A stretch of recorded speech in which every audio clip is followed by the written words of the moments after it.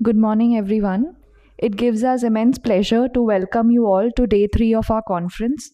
Over the past 2 days, we have engaged in stimulating discussions and exchanged valuable ideas. Today promises to be just as enriching. Let us begin the day with some curiosity that brings us together. For the first session, we would like to invite on stage our moderators, Dr. Hemant Kumar Gupta, Dr. Nitin Gupta, Dr. Rohit Mehtani, Dr. Ramesh Garg, Dr. Pradeep Vaidya, and Dr. Prashant Solanki. And chairpersons, Dr. Rahul Jain, Dr. Sushil Falodia, Dr. Shrijan Man Pradhan, Dr. Rajashekhar Perumala, Dr. Sanjay Sharma. And for the first talk on clinical applications of basic EOS anatomy of pancreaticobiliary region, we would like to invite on stage Dr. Jayant Samant.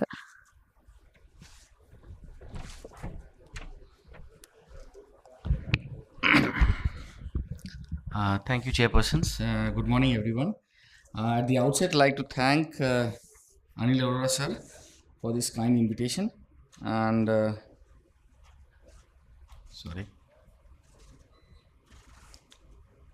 So today I'm told to talk about clinical applications of basic US anatomy, pancreaticobiliary region. I believe that the topic primarily demands that we talk about how to do a basic US anatomy of the pancreaticobiliary region. So obviously, whenever we talk about pancreaticobiliary region and US or endoscopic ultrasound of pancreaticobiliary region, why do we need US? Which stations and what to see, what maneuvers, how to do it, and obviously applications everybody is aware, so we don't need to put much stress on that. Why US we all understand, because conventionally ultrasound will have a lot of intraluminal gas, bone, fat, which can kind of intervene. The gut wall is a very, very excellent window. So what we do is we push in the scope, go as close to the possible as to the structure as possible, suck out all the air, and then kind of have a very, very good image of the pancreaticobiliary area with a very, very high resolution real-time image. So whenever we talk about pancreaticobiliary imaging, again, the same thing that there are two kinds of scopes that are available. One is the linear US scope and the other is the radial echoendoscope. I believe that for pancreaticobiliary anatomy, understanding, diagnosis, as well as the therapeutic applications that come henceforth after that, if anybody wants to learn about pancreaticobiliary US, I think linear scope is the only scope that is required. At current point, there is barely any indication for using a radial US scope for any pancreaticobiliary anatomy for that matter. So whenever we talk about pancreaticobiliary US, we talk about station-wise approach. This is one approach that you can go, and the other will be the organ-wise approach. So station-wise approach, what we do is from the G junction, we go to the middle part of the stomach, and we can start seeing the pancreas body, tail, head, partly, and neck, and retroperitoneal structures like the large vessels, greater vessels, left kidney, left adrenal, etc. And as we go from the D1 station down to D2, we start seeing more appropriately the head and the neck area, the uncinate process. Obviously, we see very closely the gallbladder from the antrum and the D1. The bile duct can be clearly traced from the hilum up to the papilla, and obviously the retroperitoneal structures, including the right-sided kidney, adrenal, etc., etc. So when we talk about pancreas, this is how this is the gross anatomy. We are all aware of it. So from the duodenal bulb, we can actually kind of see clearly the head and the neck area. From the stomach area, we can clearly see the body and the tail clearly, and we know when we have reached the splenic hilum, we can say that we have adequately examined till the tail of the pancreas. And obviously, the uncinate process and the posterior part of the head of the pancreas can be seen from deep down D2 station, right? And for doing any US, the basic maneuvers are very, very simple. There is only use of the big wheel up and down. We rarely use, or we actually do not use, the small wheel. It's only the big wheel up and down, and there are only two movements that we talk about. One is the rotation movement, right? So we go clockwise and anti-clockwise, and the other thing is the torquing. These are the only two movements that are supposed to be done for any linear US to be performed for the pancreaticobiliary area. So let us go into from the stomach. So from the stomach, when we are viewing, there are two techniques that we can use. One is we go to the portal vein confluence and then start pulling back, so the pull method, or we push from the area to go into the push method. So I'll come shortly onto that. So it's very, very, very, very easy to examine the pancreas or the pancreaticobiliary area from the G junction, from the stomach and the middle part of, from the G junction and the middle part of the stomach. You do clockwise rotation and withdraw, pull, you'll go from the body to the tail of the pancreas. And as you do anti-clockwise and advance the scope, you'll go from the body towards the head of the pancreas. So that is how the motion is. So this is a short video. Can we have this light off, please? I repeatedly requested even before the talk. Yeah, thank you. So by the pull method, you can see from the confluence, it's very dark actually. Yeah, thank you. So you can start pulling, and as you pull, you will start gradually seeing the body of the pancreas. Sorry. So this is the bile duct and the PD at the close to the neck, and as you start pulling gradually, you start pulling and start tracing. So this will, here you will see the pancreas, the SMA. You rotate clockwise and pull. Here, this is the kidney that you can see over here, the left kidney. And then as you keep on pulling, you will finally come to the splenic hilum, where you can see the various vessels, right? So this is basically the pull method, where you can start from the confluence and rotate anti-clockwise and move to the right. You can actually kind of go ahead. The push method is opposite. In the push method, what you do is, you start from the confluence or from the liver, and then you can start pushing it, and you can gradually start going. So this is the liver, you can see. This is the aorta. You start tracing the celiac axis, and from the celiac axis you start tracing, you push the scope, go downwards, and you start seeing the neck of the pancreas, the head of the pancreas, etc. So that is the standard technique that we use. So this is the push and the pull technique, by which you can actually kind of see the whole of the pancreas, except maybe some part of the uncinate process, which might not be sometimes visible from the stomach. I'll come shortly that even you can see uncinate process from the stomach. From the duodenal bulb, again the same thing. There are the motions are similar. That is, you go anti-clockwise, you'll go towards the hilum. You go clockwise, you'll go towards the ampulla. The movements are similar, and you can see exactly the various structures that are earlier also described, right? So this is from the D1 station. So you can see from the D1 station what happens is, this is here, you can see this is the bile duct, right? This is the cystic duct that is attaching. This is the portal vein, the classical picture where you can see. And as you start moving clockwise and move down towards the right, you'll see you can actually clearly trace the bile duct, the portal vein, and the pancreatic duct, and you can actually kind of move towards the ampulla. So there you can see a stone over there. So that is how you see the so that is the ampulla and the pancreatic duct and CBD. So this is how you classically see the structures. From the D1 station, also you can clearly trace the pancreatic duct. So the pancreatic duct, what will happen is, it comes from the neck, winds around the confluence of the portal vein in the SMV, and then comes to the ampulla. So that is in the reverse motion. You can see this is the PD, right? And as you rotate, you can see that the PD is dropping from here. This is will rotate around the portal vein SMV confluence and go from the neck towards the body of the pancreas. So that is how you see it. And obviously, once you have learned these basic maneuvers, you can see umpteen number of structures. I'm very sorry that this is slightly dark. So this is that was the gallbladder that you saw. This is the bile duct, where you can see kind of sludges are there, and this is the head of the pancreas, where you can clearly see you'll be able to see there's a lesion over there. So this is how you kind of do the pancreaticobiliary US. And from D2 station, so once you have seen D1, then you push in deeper down into D2. For D2, again, clockwise and anti-clockwise rotation. With clockwise rotation, you can see the PD, the ventral and the dorsal pancreas. Anti-clockwise, you can see the CBD. So this is the classical how the D2 starts, right? So you'll see the aorta, you'll see the IVC, and then you start rotating and pull and torque, and you will kind of start seeing the head and the uncinate process of the pancreas. So this is how you first start seeing the pancreas. And then as you keep on pulling, you will gradually be able to see that is the dilated CBD you can see over there. So if the CBD is dilated, obviously this is a very, very largely dilated CBD. So you can see the CBD, and as you start, you can also, what we usually do is we push in insufflate with water that fills up the duodenum, and you can clearly see the duodenal wall, the CBD, the pancreas, the duodenal lumen, etc. Everything can be very, very clearly demonstrated. So if you have to examine the ampulla, you are supposed to kind of go to the D2, fill it up with water. Sometimes you can also use a balloon, and then kind of examine clearly the ampullary area, right? So this is where the water is getting filled up, and this is the CBD, right? So these are the basic things that we kind of see over here. Once you are expert in all these basic movements, obviously there are a lot of other structures that you're going to start keep seeing. So even from the stomach, as I was talking about, here you can clearly see the ventral and the dorsal pancreas with the different echogenicities of the two.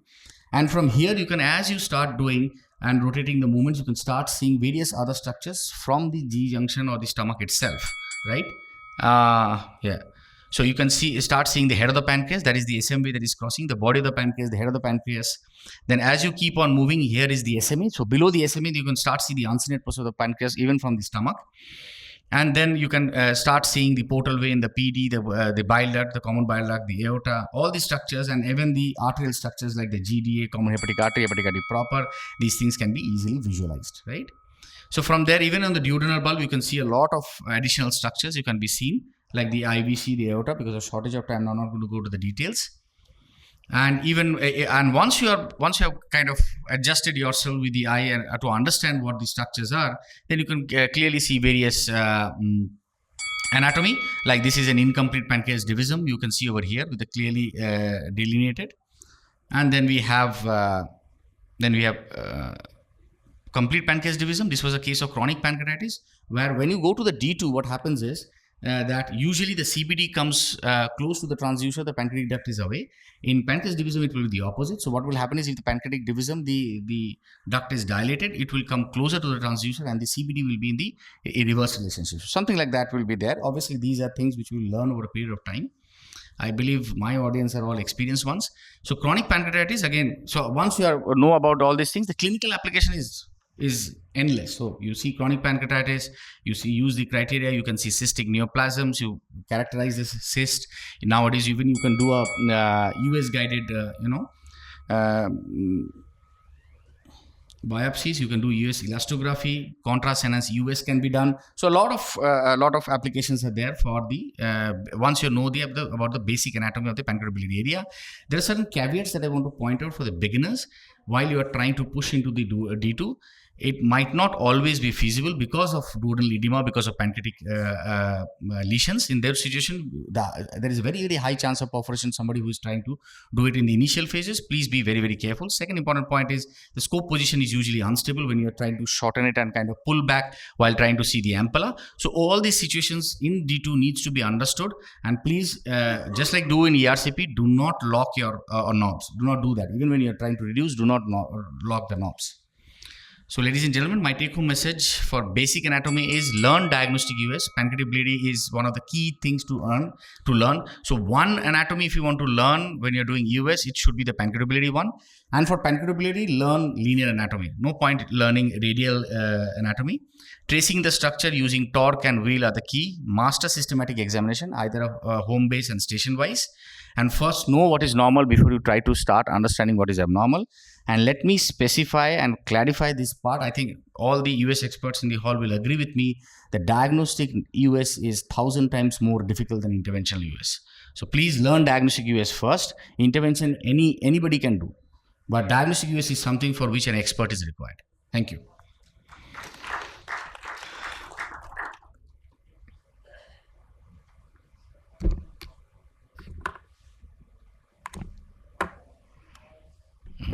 Yeah, this is what I expect. I'm pretty sure all are experts, so none needs a primer on diagnostic US.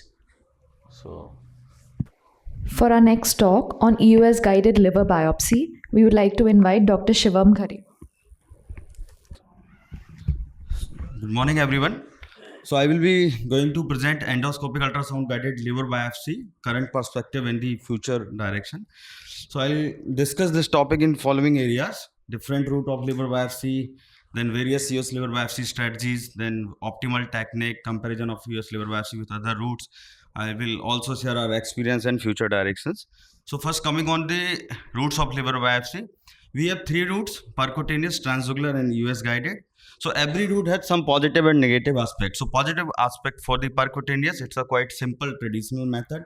Positives for the transjugular, we can perform in presence of thrombocytopenia, coagulopathy and ascites, and we can also measure HBPG with transjugular. The negative aspect for the percutaneous liver biopsy is patient discomfort and pain could be there because of we have to pierce skin and we can access only right lobe, and patient need to remain in right lateral position till 4 hours, and we cannot take targeted and bilobar biopsy. Similarly, for transjugular, we need radiation, patient discomfort because we have to give incision in the neck.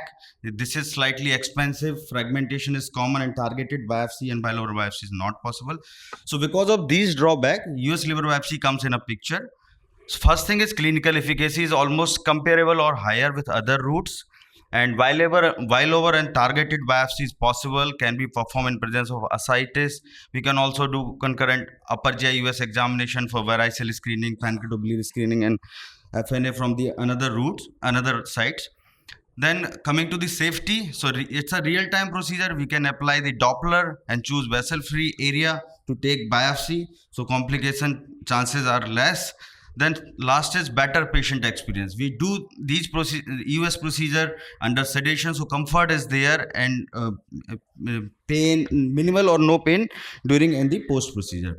Now coming to the various US liver biopsy strategies, so we should know what is better, aspiration or biopsy, then optimal technique, which gaze or needle we should use during the procedure, and how many passes and actuation are required to get a good sample. So first coming to the aspiration versus biopsy and needle gauge. So according to multiple literature, we can say biopsy is better than the aspiration, 19G needle is better than the 22G needle. And type of needle, we have multiple type of the needle. So fork tip or Francine tip needle is better than other needle to take liver biopsy according to literature. And one more study which shows the Francine needle is slightly better than the fork tip needle. So overall we can use Francine tip needle, 19G FNB needle. Then coming to the suction technique for the biopsy, so there are a lot of technique, but for liver biopsy, wet heparin suction technique is best one technique.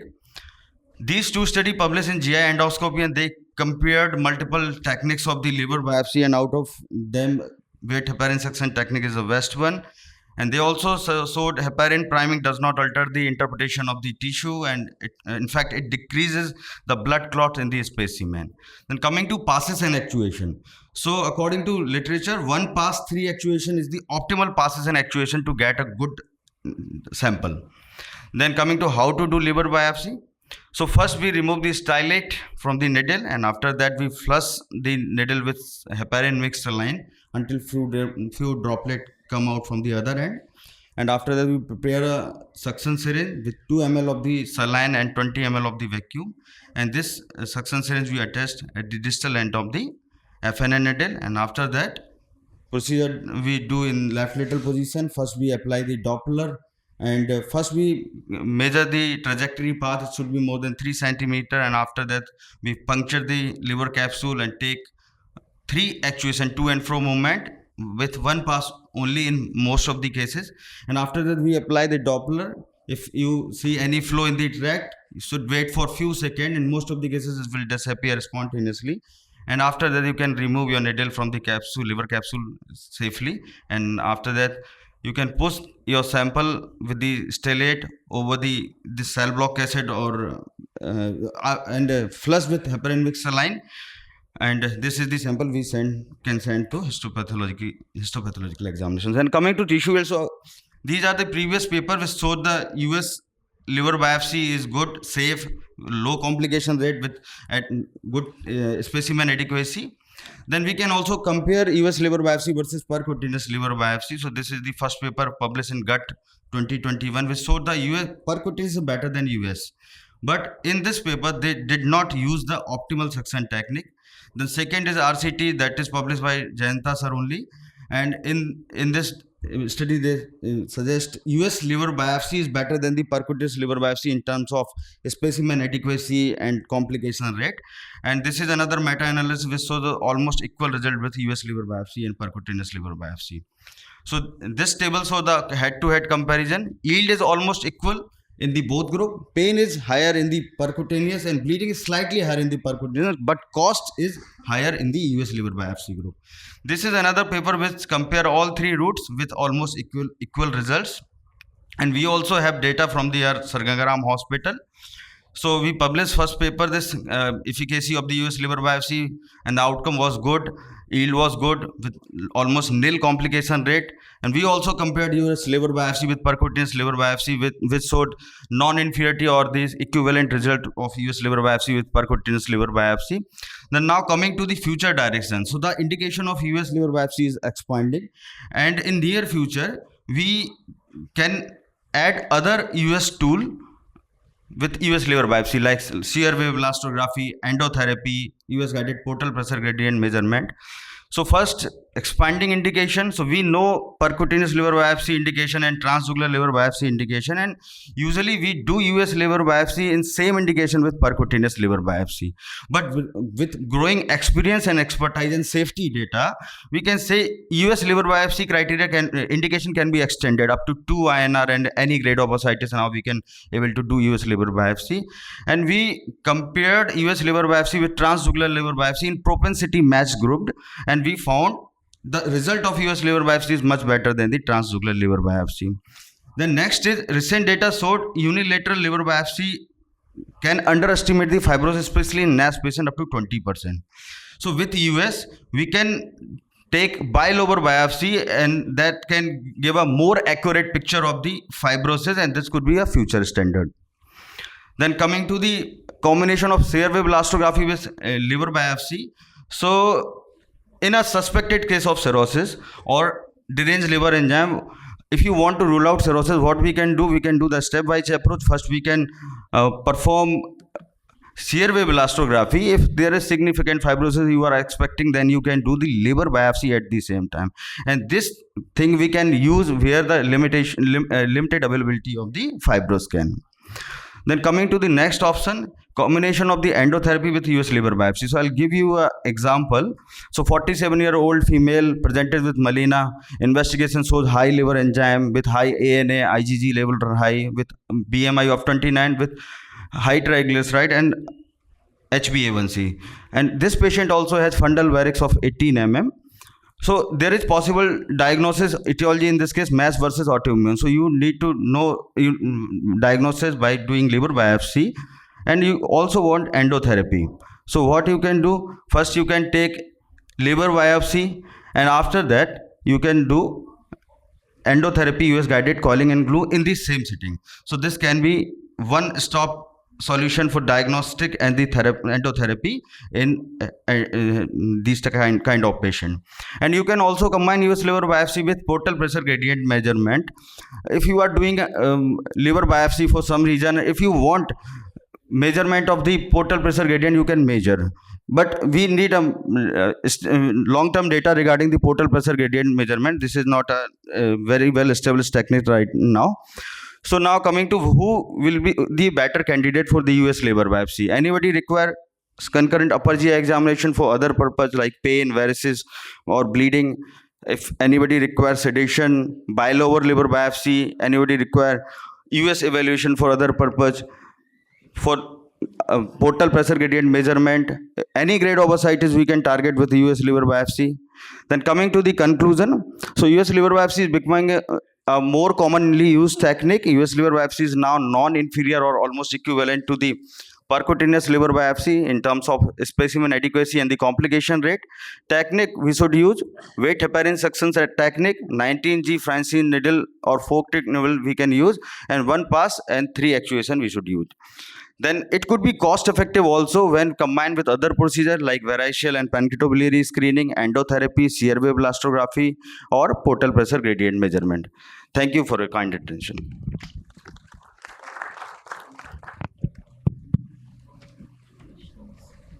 Thank you, Dr. Shivam. Nice talk. Can we reuse the needle? Because we can get it sterilized, and Yes. does the success of getting the tissue decreases with repeated use, and how many times you can reuse it? So we can use needle repeatedly. In 3 to 4 cases we can reuse the needle easily. That will reduce the cost. Yeah, that will reduce the cost. I have 2 questions. Great talk. here. So my first question is, with US liver biopsy, so the main complication, like one of the complication is bleeding. So when you see that needle track, when you do the biopsy, so on Doppler, so how do you manage that? Do you just leave it alone or do something more? So that one question. And my second question is, in India, we generally use FNA needle than FNB needles, given that the cost, because with FNB, we cannot reuse the needle more than like 2-3 times, whereas FNA can be reused more. So what's your experience with getting the tissue like adequacy with FNA needles? So regarding your first question, ma'am, regarding the bleeding. Yes. So I have a lot of experience in US liver biopsy, and bleeding is rarely occur during the liver biopsy.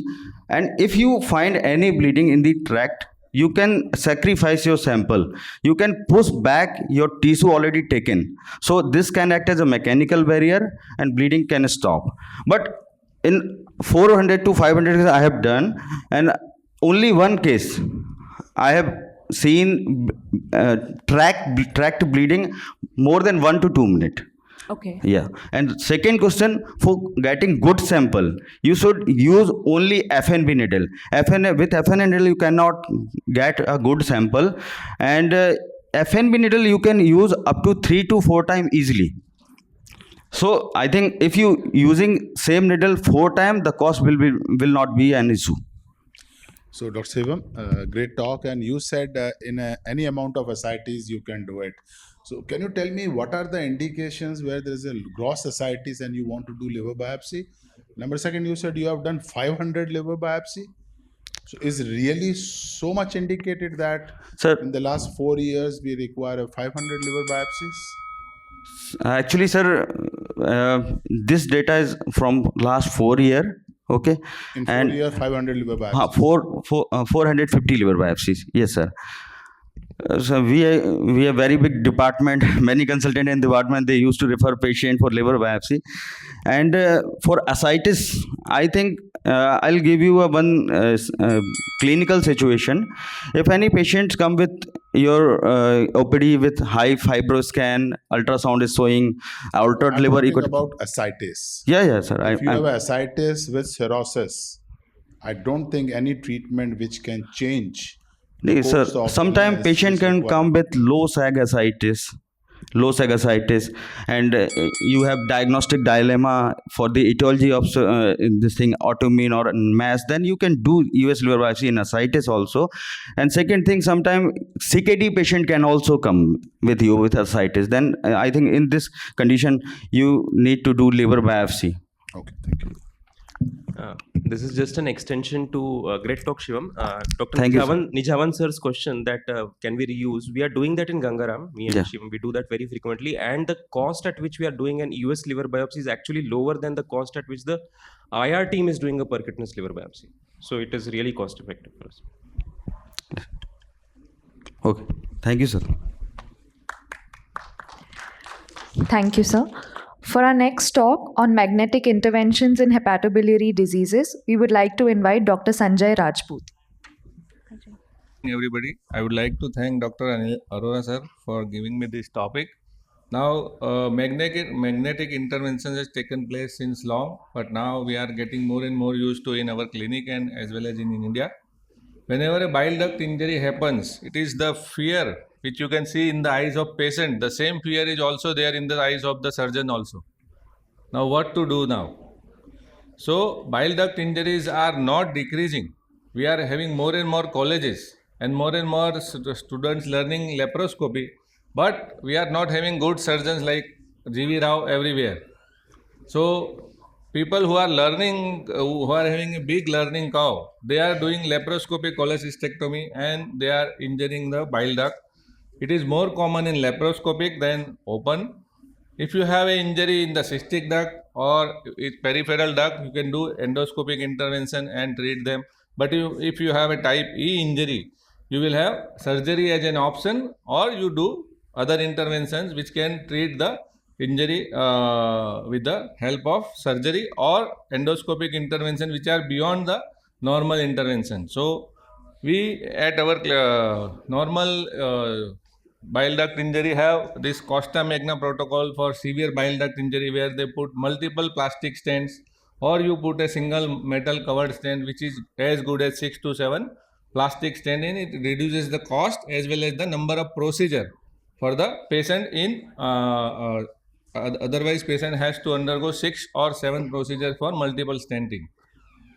Balloon dilatation with placement of stent is the common thing which usually people do, and they increases the number of the stents to increase the size of the stricture. But new technique of magnetic compression has taken place, which is coming in big way, where mechanism of compression is that whenever the two magnets attract each other, the area in between the magnets will get necrose because of ischemia, and it will cause a fistula formation rather than a stricture. So this will allow your stents to pass. By the week 6, they have re-epithelialization, and you can see the healing property of the liver itself will also help to re-epithelize the bile duct, and you will able to see the normal bile duct whenever you do cholangioscopy. This is our data which we published very recently last year, and this was the first case which we did in our clinic, where we have to make the special instruments to pass the bile duct magnet because it was not available. Now we are having the magnets with over the wire magnets, by which this was the magnet which we used first time. This is the catheter over which we mount this magnet. Then this magnet is passed into the bile duct. From PTBD side, they will pass another magnet, and once this magnet they are attached, after 2 to 4 weeks, they pass off themselves or you remove it. So in our first case, we removed it from PTBD because we did not have the catheter to remove. Now we have made wire guided catheter, by which you can also remove the same magnet with the wire guided catheter from below also. This is how the CBD looks after 6 weeks. You can see the completely re-epithelialized CBD. You can pass your cholangioscope up to the hepatic ducts, and then this patient will follow with multiple stent protocol. And till now we have around 26 cases of bile duct injury. We have now given magnets to other institutes also because we wanted to have it multi-center. This is a post-liver transplant. This is a boon for the liver transplant patient who have stricture which are not passable with the guide wire. Here we pass a magnet from the PTBD side as usual. And as the liver anatomy, the bile duct anatomy is different, we may have to pass a stent, fully covered metal stent. When this wire guided magnets were not available, we put a metal stent from below, and then we pass the magnet in the same way. The both magnets they have attached, and then we could remove this. Till that time we have this magnet removal catheter from below, and you can see how easily they can be removed from below also. This was another case where side to side magnet attachment was done, side to end anastomosis, because this was having a difficult anatomy where you can see these normal magnets they attach by their ends, but this magnet could not be attached by their ends because they have a different anatomy. So we have a special magnet which can be attached by side to this end attachment. You can see. So once these magnets are attached, they can be removed after 6 weeks, and they have they have to follow the same path. Whenever there is a right aberrant duct injury, we are fooled by the first MRCP. In this case, we had a MRCP which was showing a cystic duct injury. So we put first plastic stent, and then it was followed by metal stent. Still the injury was not healing. Then we repeated the MRCP, and it showed that it has an aberrant right duct injury. So we had to pass a magnet into the right hepatic duct, and then second magnet was passed from below, and both of them they got attracted. And later we could pass, after 2 weeks, we could pass a guide wire from the above, and then this patient has a fully covered metal stent in the right side and the plastic stent on the left side to prevent the cholangitis. And after 6 weeks, when we removed the stent, you can see the normal anatomy was maintained, normal feature were maintained. Even when you don't have the good IR guy and you are good in hepaticogastostomy EUS guided, you do a hepaticogastostomy EUS guided, put a metal stent from the left hepatic duct, then you can pass the magnet from the left hepatic duct into the common hepatic duct. This magnet will reach, as we are doing it with PTBD, from below. You can pass another magnet and then they will have the same attachment, and after putting a fully covered metal stent after 2 weeks, which was removed after 6 to 8 weeks, you will have a normal anatomy maintained in the hepatic ducts. Magnetic compression hepaticoduodenoscopy. This patient was referred to us with the same magnetic compression anastomosis for the bile duct, but this patient has a difficult anatomy where you can see that the hepatic ducts are very far from the lower CBD. So in this case, we have done a new thing where we have passed the magnets from the hepatic ducts, but the duodenum was very near. So we had an idea that if we put a second magnet in the duodenum, we may get away with the hepaticoduodenoscopy. So we put the second magnet in the gloves because it allows us to have a better capture. So these magnets were placed, two from the hepatic ducts and one in the duodenum. Yeah, after 1 week, the magnets have fallen, and then we could pass methylene blue from above. And a guide wire also can be passed, over which we took the guide wire from mouth, and then we put a fully covered stand, that is axios 6x6. Only 6x6 can be put here to maintain the patency. And then once this axios was deployed, we put 2 plastic stents because we have to cover the both hepatic ducts to prevent the cholangitis. This patient is following up with us. And very recently we have done a magnetic pancreaticogastrostomy where the patient has repeated stent placement and patient was developing repeated stones. So we give him an option of surgery, but he denied. So we give him an option that we can do a pancreaticogastostomy, magnetic pancreatico. We put the first magnet in the pancreatic duct, and then second one, because one was not enough, we put the side-to-side anastomosis magnets, and then as usual we put the second magnets from the stomach into the gloves. This is the second magnet in the gloves. After 10 days, the magnets were fallen, and then we could find out an opening in the stomach where we could pass a guide wire from the cannula, and again we took a pancreatogram and we could pass a guide wire from the normal area, and we put another 6x6 axios in the same way, and then with pancreaticoscopy, because the axios can attach to the opposite wall, so you have to keep it away from the opposite wall. We have to put a plastic stent over this. And now this patient is also following.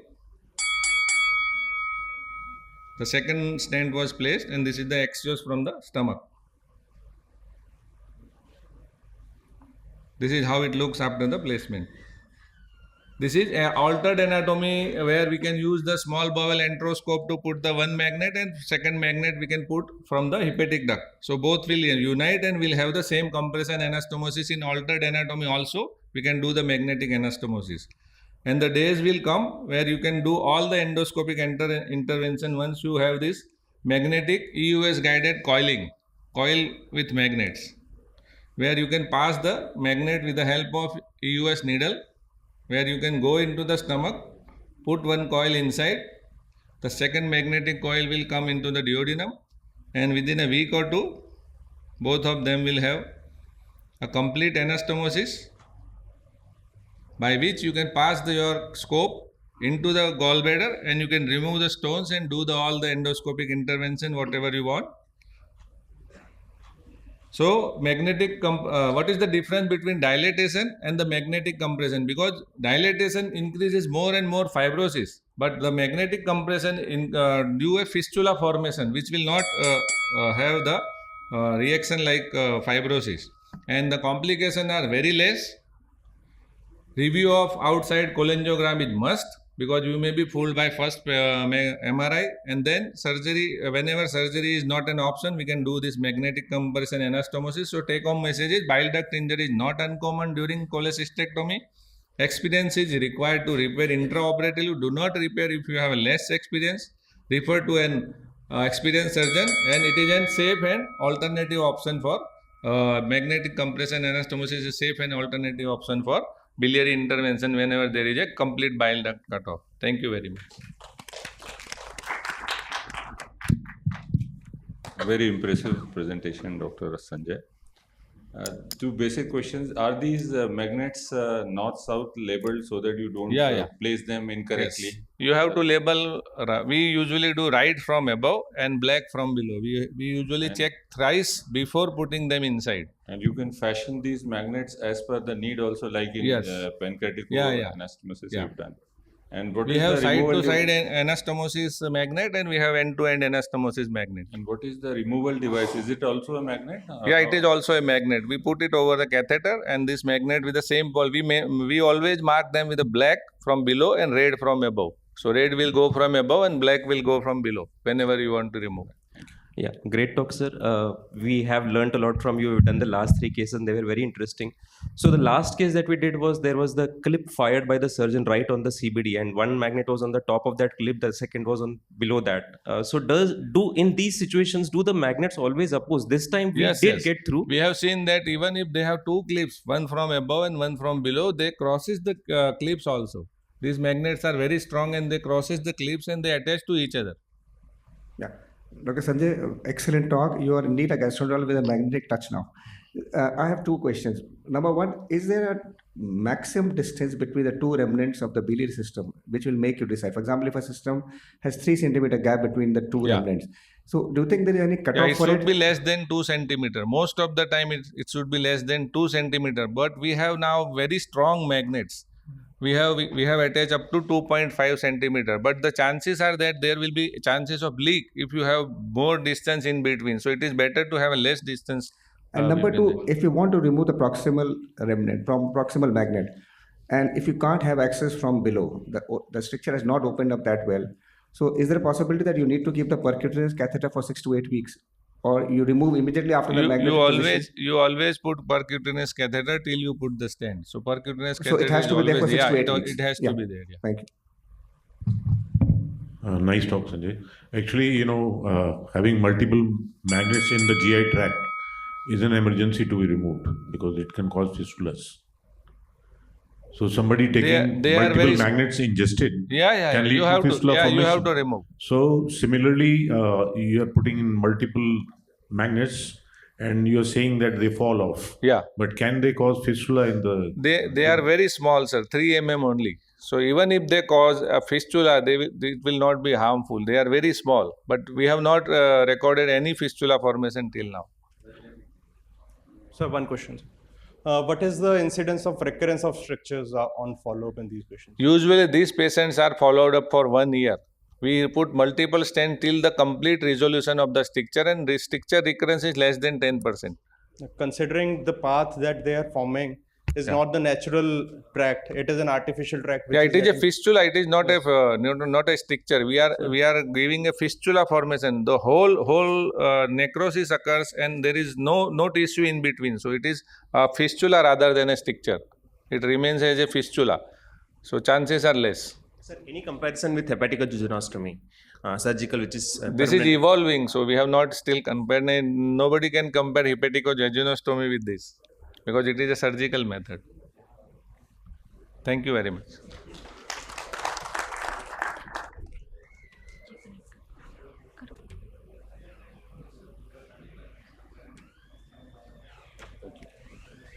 Thank you, everyone.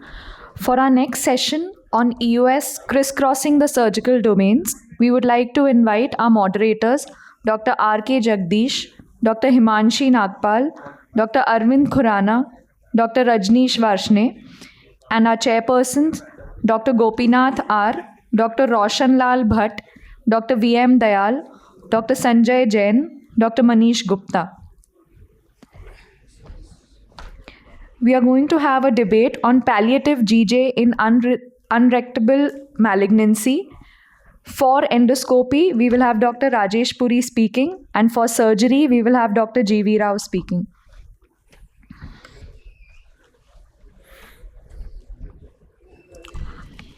Good morning, everyone. Thanks to Dr. Anil and the entire organizing team. And I'm going to talk the palliative gastrojejunostomy in unresectable malignancy. The topic is unresectable malignancy. And we are going to talk which one is better, which one is beneficial for the patient. And I swear on the science that whatever the data I'm going to produce or give will be scientific, authentic, and I expect same from my colleague Dr. G.V. Rao. He is going to give the data what is published in the literature. So if you look at the treatment options of the gastric outlet obstruction, gastrojejunostomy is the gold standard. Is the gold standard, more than 200 years old. Very durable, very effective. But as you know that as the time passes, we evolve and the people realize that enteral stenting is better than GJ in a subgroup of patient who is unresectable. And then there is a further advancement that endoscopic ultrasound is better than the enteral stenting. So as I said, it's a gold standard, no doubt about it, but it requires a subset of patient where it acts as a gold standard. The problem is with the surgical GJ in a patient who is unresectable, these patients has a poor performance status. They are nutritionally poor. So doing an invasive procedure make them recovery very long, and they are devoid of giving the chemotherapy. They remain in the hospital for a longer time, increases the morbidity and mortality, and increases the cost of treatment. So when any technique or technology come, as Dr. Rajput has presented, same with the EUSGJ, there must be some expectation of a doctor from the procedure as well as patient expectations. And the expectations is the technique should have a very high technical and clinical success, should be minimally invasive, and in a patient who has a gastric outlet obstruction can start the diet soon as early as possible, has a shorter hospital stay, should be cost effective, and the very important thing, should have at least an year or two longer patency, so there is a minimal re-intervention and less morbidity and mortality. So which one of these two, a surgery or an EUSGJ, fulfill these criteria? So if you look at the two meta-analysis published recently, one is in 500 patients, second is in 1500 patients, and the two RCT, which is published this year. This RCT is from Dr. Geo Bang, and we were one of the co-author.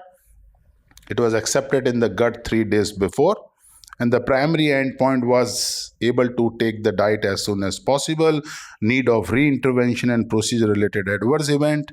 And what this RCT shows, that the primary endpoint was much in favor of EUSGJ. The re-intervention or supplemental nutrition was fewer in the group of EUSGJ, and patient was able to tolerate the diet very early. The second RCT from Netherlands, again in favor of endoscopic ultrasound. Time to oral intake was 1 day in comparison to surgical GJ, which is 3 days, and length of the hospital stay was only 1 day in comparison to 4 days. That make the procedure effective and cost effective. So let's talk the technical, the parameter which these RCT has taken. When we talk about the technical and clinical success, earlier study shows that surgery is better, but the EUS guided GJ is more wiser with the time. And the last two studies, both RCT, the technical and the clinical success of EUS GJ is as good as surgical GJ. When we talk about the recurrent gastric outlet obstruction or re-intervention, there is no difference between the surgical GJ and endoscopic ultrasound. We talk about the procedure time. I think you all has witnessed, because we all are endoscopists, and you see in conference is going to take 10 minutes. And in both the RCTs and the meta-analysis, the time required to do the procedure is less than 35 minutes in comparison to surgery, which require 2 to 3 hours. The length of the hospital stay again is much lesser in the US GJ in comparison to surgical GJ. And when you talk about the costly, I'm sure my contemporary is going to talk about the cost of the stent, but I think we should talk about the overall cost of the procedure. A shorter hospital stay, early start of the chemotherapy make it more cost effective in comparison to surgery. And adverse event, I'm very sure Dr. G.V. Rao is going to showcase some of the photograph. There is a malfunctioning, because that is one of the complication, a mal-deployment of the stent. But if you look at 2 RCTs, in both the RCTs, the adverse event rate was same. Now, this is a very good classification. We often see in the conference also, but if you look at the literature, the complication rate is 10%. And among these 10%, 90% can be tackled on endoscopic table. You don't require surgical colleague. So meaning that only 1% of complication, especially the type 3, where we may require an experienced surgeons like G.V. Rao. Otherwise, in 90% of the cases, we can take care of these complications on table with our own endoscope. And this is a meta-analysis again, which favors that US gastrojejunostomy has less adverse event in comparison to surgery. Another important thing, because he's going to talk about that it should be done by an expert endosonologist, definitely yes, but you see in the last 2 to 3 years in India only, the number of expertise of US GJ has exponentially increased, and what the literature talk, only 25 procedure is required to get an proficiency, and only 40 procedure is required to get a mastery. So that's why if you choose between the EUS GJ versus surgery, I think EUS GJ is effective because it is minimally invasive. No need of laparotomy or laparoscopy, and reduce the perioperative risk. Has an equal technical and clinical success like surgical GJ. Earlier resumption of oral intake within 3 to 5 hours, you can start the patient on the liquid diet, and once patient started on the liquid diet, he can send back home on the next day. No need of antibiotic, no need of prolonged hospitalization, no need of parenteral nutrition. Most of the patient who underwent GJ in an unresectable malignancy, either the surgical colleague do the feeding jejunostomy, or they keep the patient on the parenteral nutrition for a longer time. Low short-term morbidity, fewer infection, less bleeding. Reintervention is feasible in a case of stent dysfunction when you do EUS-GJ. Potentially cost saving due to shorter hospitalization. And the most important, because these patients are awaiting for chemotherapy, and surgical candidate who is nutritionally compromised and they have a burn of surgery, the chemotherapy is very difficult to start. And I think with the EUS-GJ you can start, and you can increase the long-term outcome of these patients, and can be done even in the critically sick patients. So the conclusion is, one of the very important thing is our responsibility is not to defend the procedure. I'm not here to say that EUS-GJ is better, but we should defend the patient quality of life. So there is a selected group of the patients. Both the modalities are very good. The EUS-GJ is not the answer, but it can also be done in a group of the patients. I think what we should, that which patient is a candidate for surgical, like patient who require a diagnostic laparoscopy for the staging. Yes, I do agree they can do it. But not all the cases where you require surgery. I think EUS-GJ, you can scope it, stent it, and send them home. But when you do a surgery, you cut it, stitch it, and pray that he is going to heal. And thank you for the patient's hearing.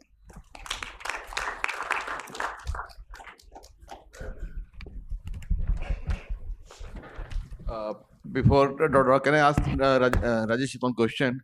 Now, what is the role of endoscopic stenting now? Since you are going for US GJ, and person like me who had been doing a lot of stenting in the last 20 years, so what is the role of endoscopic So I think an excellent question, Doctor, and is a valid question. So what we do in the clinical practice and what the science says, if patient has a life expectancy less than 3 months, it is better to do an enteral stenting patient who has an ascites, Yes. patient who has a peritoneal carcinomatosis.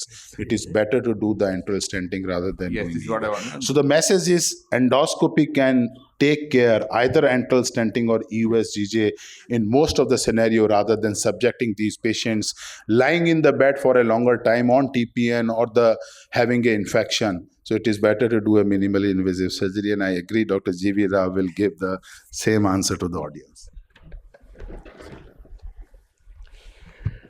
Thank you so much, actually. Thank you, Anil, for the honor. Very good questions, actually. Rajesh was talking about quality of life of the patient. I think it's not the quality of the life of the patient which has improved. The quality of life of endocrinologists has improved now. Strong disclaimer. I am also possessive, do endoscopy, but I'm obsessive about surgery, and some of this could be some data.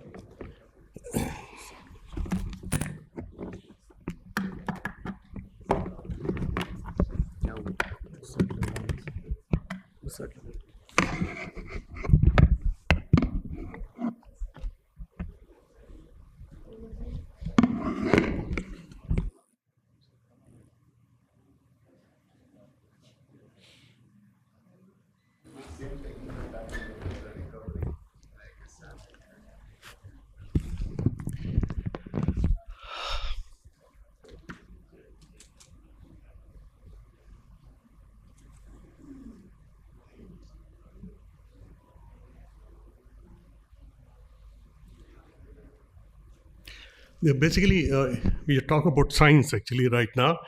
There's so many things about gastrojejunostomy. 7, 6, 10 SSs about surgical gastrojejunostomy. You should understand the anatomy very properly, please. It is just not just firing a stent between the stomach and the jejunum. You have to understand where the transverse mesocolon is, where the ligament of teat is, where the left duodenomesocolic ligament is, and the most commonest thing, actually, it all depends on the type of the anatomy here. Now, can any of the endocrinologists tell me where you're firing? See, you have this laparoscopic thing. This is the stomach. We have a huge abdominal apron here. And when you lift, you have a transverse mesocolon. Your stent cannot get into the jejunum without going to the transverse mesocolon. It cannot. Please, whenever we do a surgical gastrojejunostomy, it has to be, we have to create a suspect. Nobody talks about this. Nobody talks about injuring any, whether you're going to the right of the middle colic vessel or the left of the middle colic vessel. And this is a laparoscopic thing. When you distend your endoscope EUS equipment, the jejunum goes away from the thing. You have to see, this is how you lift the thing. The whole thing has to be lifted, and then you see a huge transverse mesocolon. Transverse mesocolon is not a paper-thin like structure in majority of the patient. It could be very fibrophatic. And then it has to go through this, and you see number of jejunal loops there. Which jejunal loop are you targeting it actually? With due apologies again, laparoscopic jejunostomy, it is not horrendous anymore. It takes 10 minutes, please. It's a stapler anastomosis. It can be done in 10 minutes as into current clinical practice. You ask anybody, you can do this thing in about 10 minutes time. And it's no tension, no anastomosis, 6 centimeter anastomosis, hemostatic. Staplers depending on the type of thickness that we use. And also hand-sewn anastomosis can be done. Stapler costs about 5,000, silk suture costs about 200 rupees. Now, this is what we require. A popular mnemonic, posterior vertical retrocolic isoperistaltic nose ring. This is PV ring. Everybody accepts this. No undergraduate is there to study it. But now this PV ring has gone down the drain right now. Whenever we have a long GJ loop, we always do a jejunostomy to prevent the bile reflux. Now we have this enteral stents. Very good question that asked me actually. Before 2022, everybody was talking about enteral stents. Lot of data, everybody is swayed by enteral stent. And then again, once EUS lamps started coming in, they started saying similar results. More operations in stenting arm, shorter life expectancy, longer expectancy with surgical GJ. We require further studies, and they're awaiting a EUS gastrojejunostomy. And then duodenal stenting is efficient, but higher rate of reoperations. So they change loyalties now. From enteral stent, they switch to lumen opposing stents right now. 2022, year of endoscopic ultrasound. So many meta-analysis came, please. Umpteen number of, all these are published in 2022. And US was viral, trending. Surprisingly, we have 3 types of this thing. Actually, I'm told by endocrinologist, direct GJ, balloon-assisted DJ, US guided double balloon-assisted GA. Now, I don't know which technology you people use it actually, but it is something like striking the water, underground water. You use different technologies. Somebody uses coconut to identify water. Somebody uses this bamboo sticks to identify water. Somebody uses this high technology to identify water. I don't know what technology you use to identify the jejunal loop there. Tir Saab, aap to perfect. You can do blindfolded. You can use an endoscope blindfolded. You have this deja vu feeling when you get that blue fluid. Every time you see this blue fluid coming out, huge clapping in the audience. We don't see that in surgical armament. When you do a GJ, it's a GJ. Okay? Now, this is like an engineering marvel. Wherever you want, you construct it. You understand? It is no science in this. Wherever you want, you take a turn. Wherever you want, you put in a stent like this engineering marvel that is happening in current day. EUS GJ, it shrinks after some time. So initially, when they started shrinking, people thought you should have a bigger anastomosis. That's what the data said. Now then again, stents started coming in, 15 versus 20. And then the metal stents wore, and they say there is no difference between 15 and 20. Initially, they say you need a bigger anastomosis. Now they say 15 is okay, 20 is okay. So whatever anastomosis you create a fistula, like what the previous speaker were talking about. These fistulas are created for bariatric procedure, not for palliative gastrojejunostomy. It's for bariatric procedures we create this. And there is a lot of data to show. I was talking about earlier chemotherapy. Please, even after GJ, we start it after 1 week like what you do. But for you, keep the anastomosis patent, you have to keep the stent in position. You cannot remove the stent, please. So the patency of the anastomosis is dependent on the stent. And this beautiful data which compares surgery with this thing, it came as a supplementary table. You understand actually? This is the US, this is surgical, open surgery and laparoscopic surgery. Survival is better in these things. And there is a lot of data again to show there's a lot of misdeployment. Actually, Sridhar has got a beautiful paper.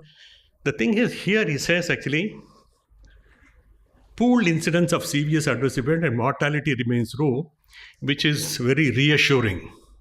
And you look at the reassuring videos that I show you, actually, this is one of the stents that got deployed. Sandeep shared me this. See these things actually. These are not, they cannot be tackled endoscopically. Where is this stent right now? It has gone from the stomach, transverse mesocolon, small bowel mesentery, and is a free peritoneal cavity here. You take this out from here, and then you take it out to the transverse mesocolon, then you open the lesser sac. How can you retrieve this endoscopically? Tell me, unless and until you do another Notes procedure and do this procedure. Look at this. It is absolutely a bloody procedure.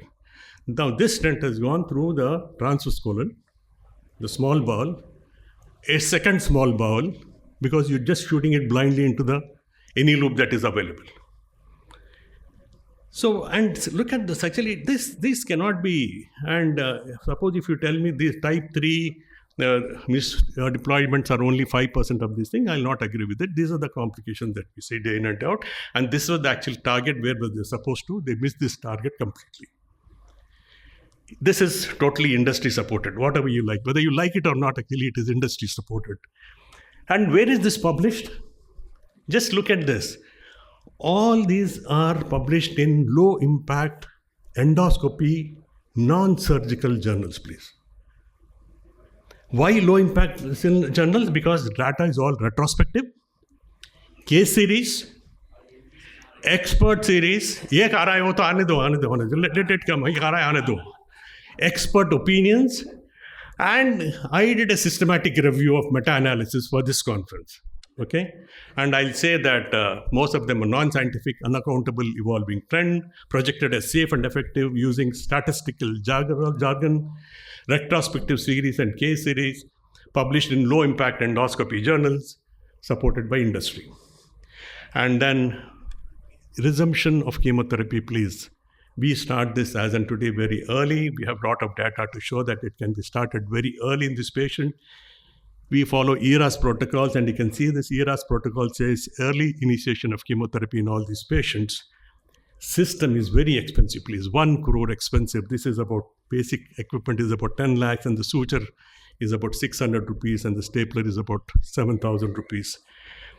Specialized centers, don't tell me actually how many centers in India, maybe about 20, 30 centers across the world. There are a few lakhs of centers doing gastrojejunostomy. And this is the protocol that you're talking about. Again, it shows that actually surgical GJ is better than endoscopic ultrasound. So with so much of evidence, retrospective evidence, don't compare it to stand. Get one paper in any JM and tell me that US GJ is better, I'll accept. I'll withdraw my debate. Is the nomenclature correct? Absolutely no. Site, variable. You shoot it wherever you want. Size, small size. And you keep debating about it. Shape, it is round, it is going to shrink. Complications are more. Can everybody do it? Maybe in India, maybe there are about 30, 40 centers doing it. Yes, it can be done. But evidence is very, very low. Performed in tertiary centers. Technology availability is limited. Life expectancy, you can take a call. Financial implications, very expensive. I'm telling you, endocrinologists have become richer by doing this procedure, and surgeons are getting poorer and poorer. But from the patient's point of view, we are dealing with those poor patients. You understand? Terminally ill patient, please have some mercy on them. They have to get chemotherapy. They have to have some other form. Have mercy on them. Hospital stay, less. Time to consume chemotherapy is the same. And as you rightly said, the previous speaker, and you keep debating about this, your magnets will come into place, and then you'll have magnets talking about gold standard gastrojejunostomy. The next debate I'm going to have is going to about magnets versus gastrojejunostomy, not about US. So it is something like this. This is my famous slide, please. Famous reality show. Somebody asked them, what is George W. Bush's first name? 4 options. Take 50-50 chance actually from the thing. They're left with Edmund and George. Then they ask for opinion poll from expert endocrinologists, like all you people, audience. And the audience says it's Edmund. This can happen only with endocrinologists. So much of evidence that we give you from surgical gastrojejunostomy. Still, you want to do those Fistulas openings, blindly shoot into the peritoneal cavity, blindly shoot again whichever loop is available, non-scientific. I don't think it is acceptable in current day practice just because the industry is getting supporting you and is publishing in low index journal. One publication in any JM and I'll withdraw surgical GJ.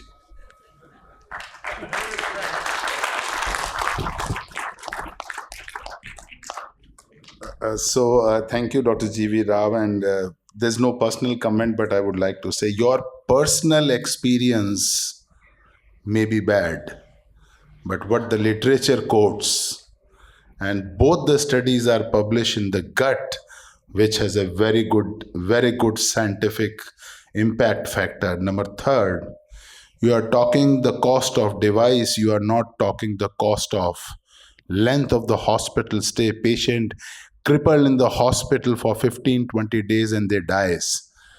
And I said your experience may be very bad with the EUS GJ, but our experience and the world over experience with the EUS GJ marks that EUS GJ is superior to the surgical GJ. Fine, I'll agree with this. I'll wait for him to talk about the magnets in the next meeting. But again, I think if you think laparoscopic GJ is associated with longer stay, maybe I think Adarsh keeps saying, change your surgeon, please. Adarsh, she keeps saying the same thing, change your surgeon. Actually, see, laparoscopic GJ takes about 10-15 minutes, actually. It doesn't take more than that, actually. And currently, many of you like... So in this RCT, I think Dr. Adarsh was also a part of the study. I know that, actually. And he knows the data because he himself has reviewed and he himself has approved that data. And in that series only, the length of hospitalization. Again, all these debates aside, actually, I agree technology takes part. Actually, it is a good thing that we're doing this sort of an anastomosis, but I think we should have some science. I mean, whenever we're doing this, suppose if you comply with all the anatomical this thing and whatever we're doing, actually then the success rates of these procedures could be very high. And then understanding this, actually I just want to say that understanding this make surgical procedures more safer, or even endoscopic ultrasound procedures more safer in future. And even in the long term, actually ultimately the patient is what is important. Costs are definitely important. I think we just have to see this, and whichever is better, I think we should take that. So I absolutely agree with you, and I agree on those points. And for benign disease, yes, I think your points are valid. But when we talk about the unresectable case, I think we have to choose which patient is right for what procedure, rather than saying that USGJ is good or we say surgical GJ is good. I think patient has a poor nutritional status and patients require procedure. And I says, I wish now from onwards, 2,000 rupees USGJ, please refer to Dr. G.V. Rao. Please. He is going to do all GJ surgical in 2,000 rupees. He said 500 rupees for the suture. So all cases I request to refer to Dr. G.V. Rao, surgical GJ in 2,000 rupees. And I will be very happy that patient will be benefited. In that context, I agree, the surgical GJ in 2,000, I think he has shown in 1,000 rupees. So we will try to refer all the cases. This is how endoscopic data is misinterpreted. I said the reload is 2,000 rupees. I never said surgical procedure is 2,000 rupees. This is endoscopic way of jargon. You understand? They say, please. This is like when you take a loan, they show very beautiful thing in the base. Something is written. He has quoted the cost of suture. He has not quoted the cost of entire procedures and hospitalization. I think we are moving from a scientific to economical and financial discussion. Let's get the audience come in, please. Yeah. The other thing that I was talking about, as you're discussing about this thing, actually, if you're so convinced about it, actually, why it started doing for benign diseases? If you know that it doesn't work, it should not be done. Now, more and more centers started doing for benign diseases. It is not acceptable, actually. Again, thank you so much, actually, for taking the time. A great discussion between you two. I think, sir, it is wrong to say that USGJ is superior to surgical GJ. That we can never say, I think. What we can always say that endoscopic stenting, as sir was asking, obviously USGJ is superior to that. But considering the fact that probably the concept you have to accept, sir, G.V. Rao, sir, I know you will not accept, is that in very, very moribund patients where probably a GA or, creating a capnoperitoneum might be difficult, in those situations, probably an endoscopic procedure might have just to, kind of tide over the crisis kind of a thing. But other than that, probably we are not saying that technically speaking, even later on also surgical GJ can be matched with an USGJ. I agree with it. Actually, see, most of the USGJ procedures are also done under general anesthesia. They cannot be done under IV sedation or propofol sedation. Please try to understand. It's the same anesthesia that you're talking about, actually, for USGJ also. No, but a lot of centers are doing with propofol sedation as well. I don't think it's possible, actually. Please. I think all is done in propofol sedation. All is done. So that's why you're shooting it in the peritoneal cavity. No, it's not like that. So I said we talk about evidence, not by the anecdotal cases. That's very important.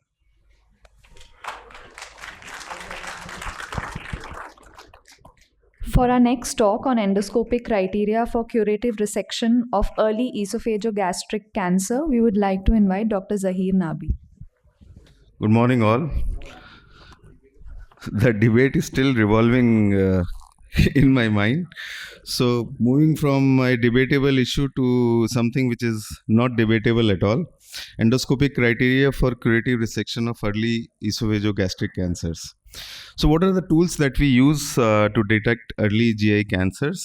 There can be EUS, cross-sectional imaging, or image-enhanced endoscopy.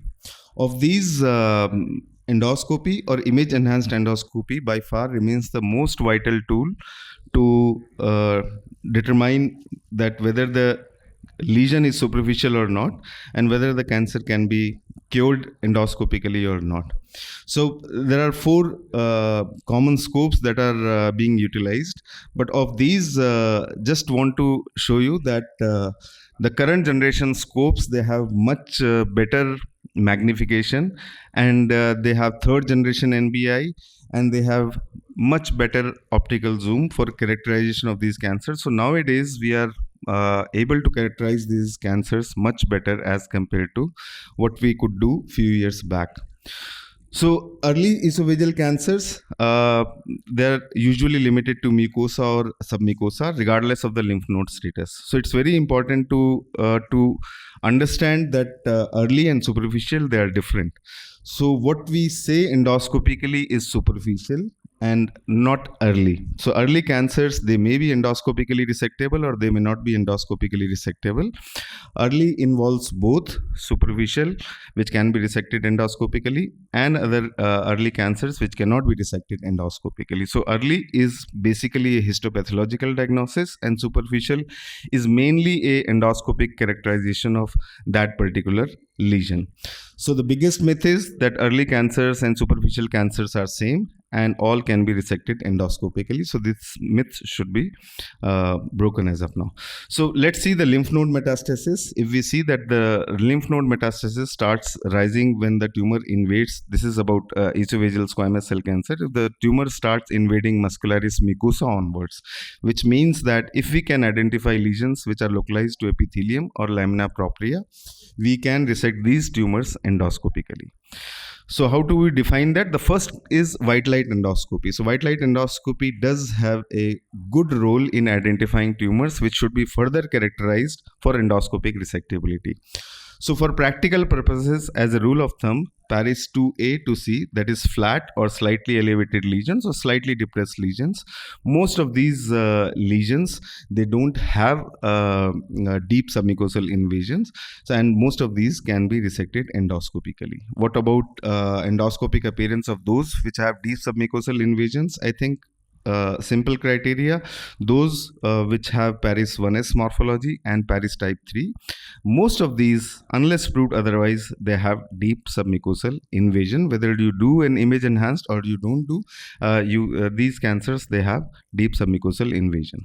Now, what is the problem with white light endoscopy is their diagnostic accuracy. So, the diagnostic accuracy of white light endoscopy is only 50%, which means that either you can underestimate the depth of invasion or you may overestimate the depth of the lesion in half of the cancers. So that's the problem with white light endoscopy, and there comes the role of image enhanced endoscopy. Now image enhanced endoscopy, again, this is for esophageal squamous cell carcinomas. You can characterize the vessels which are present in on the lesion, characterize them and estimate the depth of the invasion with reasonable accuracy. So if you have vessels which are B2 or B3, probably the tumor has invaded into muscularis mucosa or deeper, and those are the scenarios when you have to take a call whether you have to do an endoscopic resection or you have to do a surgical resection. Coming to early gastric cancers, again, as I mentioned about esophageal cancers, the same is true for early gastric cancer also.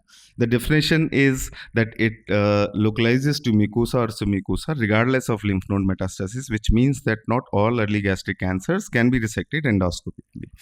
So this is the definition of early gastric cancers. You can see that most of the cancers which are localized to submucosa, they don't have lymph node metastasis, but even if they have lymph node metastasis, they are still characterized as early gastric cancers.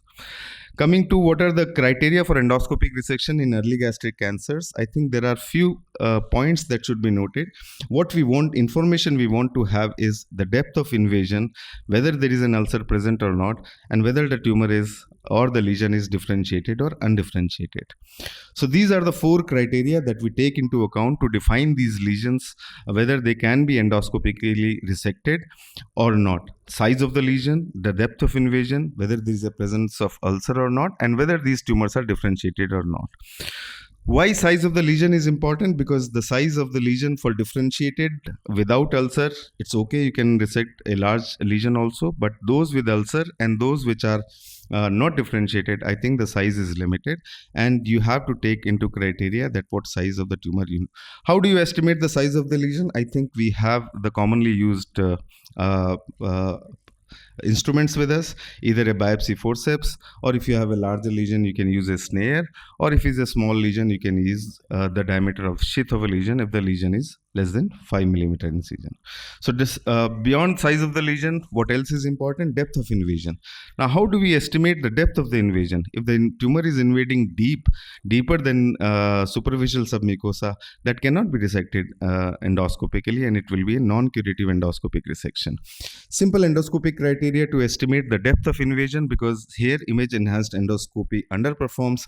So if you have any of these lesions which have irregular surface, who have thickened folds, where the folds fuse with each other, or they have elevated margins, then these tumors are probably invading deep inside the submucosa, and you should not subject these patients for endoscopic resection. But by far the most important is non-extension sign. And what is non-extension sign? You see two images, the one on the left where the tumor lies flat, levels with the surface of the gastric mucosa, and second where it does not level with the surface of the rest of the mucosal surface. It on maximum insufflation, it means the tumor is invading deep inside, and these are probably the candidates for surgical dissection.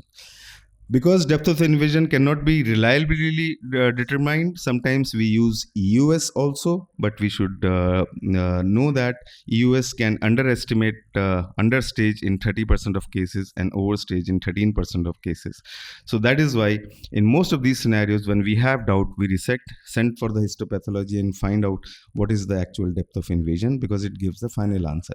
Now coming to whether the tumor is differentiated or not and how to identify them. On white light, if you see these images, if the tumor is red, if the tumor is elevated, then most of these cases are differentiated type of neoplasms. Undifferentiated type of neoplasms are flat or depressed, and they have whitish appearance on their surface, as you can see the image on the extreme right. So these are the white light characteristics of undifferentiated tumors. Undifferentiated tumors, why do we want to define? Because the maximum limit that we can resect is 2 centimeter, and if there is an undifferentiated cancer and with an ulcer over it, that should not be resected, that should be subjected to surgical resection. So if you ask which of these tumors is likely to be differentiated, the reddish appearance is differentiated, the pale appearance, flat, depressed, is undifferentiated. There's one more feature that's very useful, is the presence of polygonal or closed loop, which is a common feature for differentiated tumors, and an open loop pattern, which is a common feature for undifferentiated malignancies. That's a recently described criteria, and it can also be used. Once you resect the tumor, I think the final answer cannot be achieved with 100% accuracy unless you resect the lesion and send the lesion for histopathology. And then you have all these criteria where you calculate the score and define the curability criteria of that particular lesion. The patient falls into E-Cura A, B, or C. B, you have to take A is always it's a curative resection. If it's a E-Cura B, it means that you may need to consider surgery depending on the fitness of the patient, and C means the patient requires surgery. So this is how you should follow, and should always remember that these are the rules of the game that one must follow. Endoscopic diagnosis, there are pitfalls: accuracy, size estimation, some inter-observer variability, and of course expertise is required. Not everything is black and white. To summarize, what we have seen is that how to characterize these lesions on white light endoscopy, on magnification NBI, and I think with reasonable accuracy you can define the lesions which can be resected endoscopically or not. If you have a dilemma, the best strategy as of now is to resect the lesion and finally subject it to histopathology, so that the patient does not undergo unnecessary surgery and can be saved from a major morbidity. Thank you.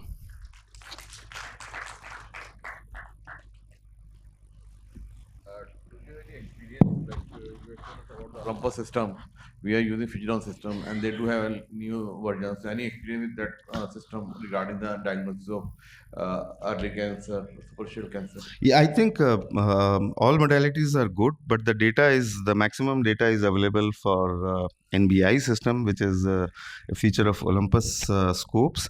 But I think LCI and BLI, they are also good, and they can be used effectively to identify superficial cancers. For the follow-up recurrence rate, what is the suggestions you'll be giving to the patient? For recurrence? Yeah. I think for recurrent lesions also, NBI works equally good. Right? And in fact, SCAR NBI and NBI for recurrent lesions is also a good modality where you can identify whether this particular lesion is superficial or deep. For recurrent lesions, most of the recurrent lesions can be removed endoscopically unless the first resection shows that the lesion was invading into deep submucosa. Otherwise, most of the recurrent lesions, they can be again resected endoscopically and identified and characterized using NBI. You suggest chemotherapy or? No, we for most of these scenarios, we don't suggest chemotherapy. We resect them endoscopically. Dr. Syed, that was an amazing talk as usual. I just have one question. We have an intramucosal gastric malignancy surrounded by high-grade dysplasia. So how do we tackle it? We have, after resecting it, you can assess, and if the margins is clear, what do we do about the high-grade dysplasia? I think high-grade dysplasia is nothing but intramucosal cancer, because nowadays these terms are interchangeably used. So intramucosal cancer and high-grade dysplasia, they belong to the same category, and high-grade dysplasia or intramucosal cancer has to be removed again. Hello. In 1986, I had presented a paper of early gastric cancer. At that time, I was working with Dr. Khuru and Dr. Shaukat at Srinagar. And on these patients were picked up on routine endoscopy. At that time, we had only fiber optic type of endoscopes. But because the esophageal cancer is very common and gastric cancer is very common in Kashmir, so on routine endoscopy, we suspected them. They probably are early gastric cancers. And they were proved on surgery, and at that time, 11 patients were presented at that time. But now a lot of progress has taken place, and now we can remove them endoscopically with good prognosis. Excuse me, only 30 seconds I will take. For early gastric cancer diagnosis, NBI does not matter, Fujiscope does not matter, eye scan does not matter, HICE does not matter. What matters is whether color and surface. Color is whether reddish or whitish or pale, and morphology, that is elevated, flat or depressed. First, you should suspect on white light imaging only. That's it.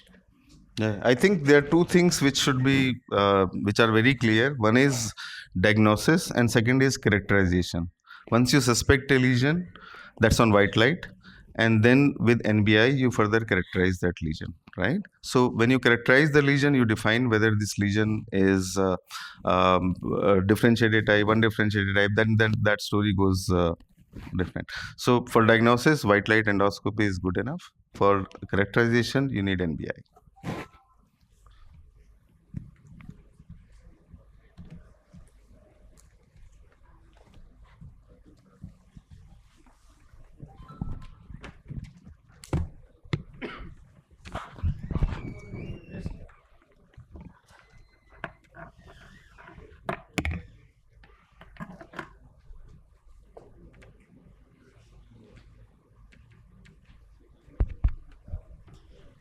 Thank you, everyone. For our next session on advances in therapeutic endoscopy, we would like to invite on stage our moderators, Dr. Mahendra Agarwal, Dr. Pradeep Kumar Gupta, Dr. Umesh Guragen, Dr. Manisha Thakur, and our chairpersons, Dr. Harshvardhan Tevetia, Dr. Milan Shrestha, Dr. Bisveswar Panda, Dr. Rajeshwar Yadav, Dr. Karan Rawat. For our first talk on large colonic polyps, how to decide endoscopic resectability, we would like to invite our speaker, Dr. Pankaj Desai.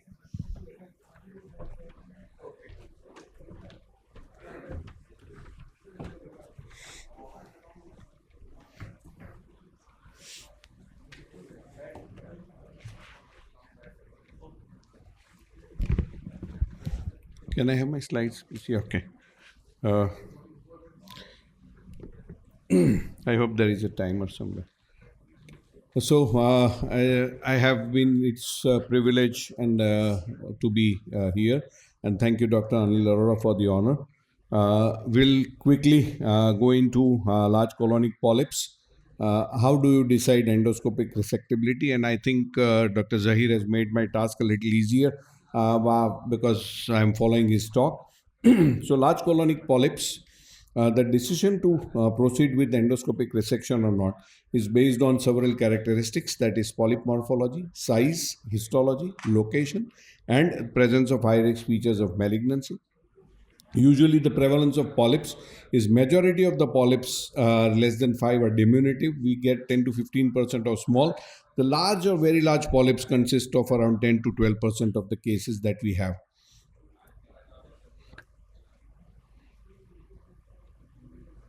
So the importance of the size of the polyp is very small polyps are very straightforward to resect.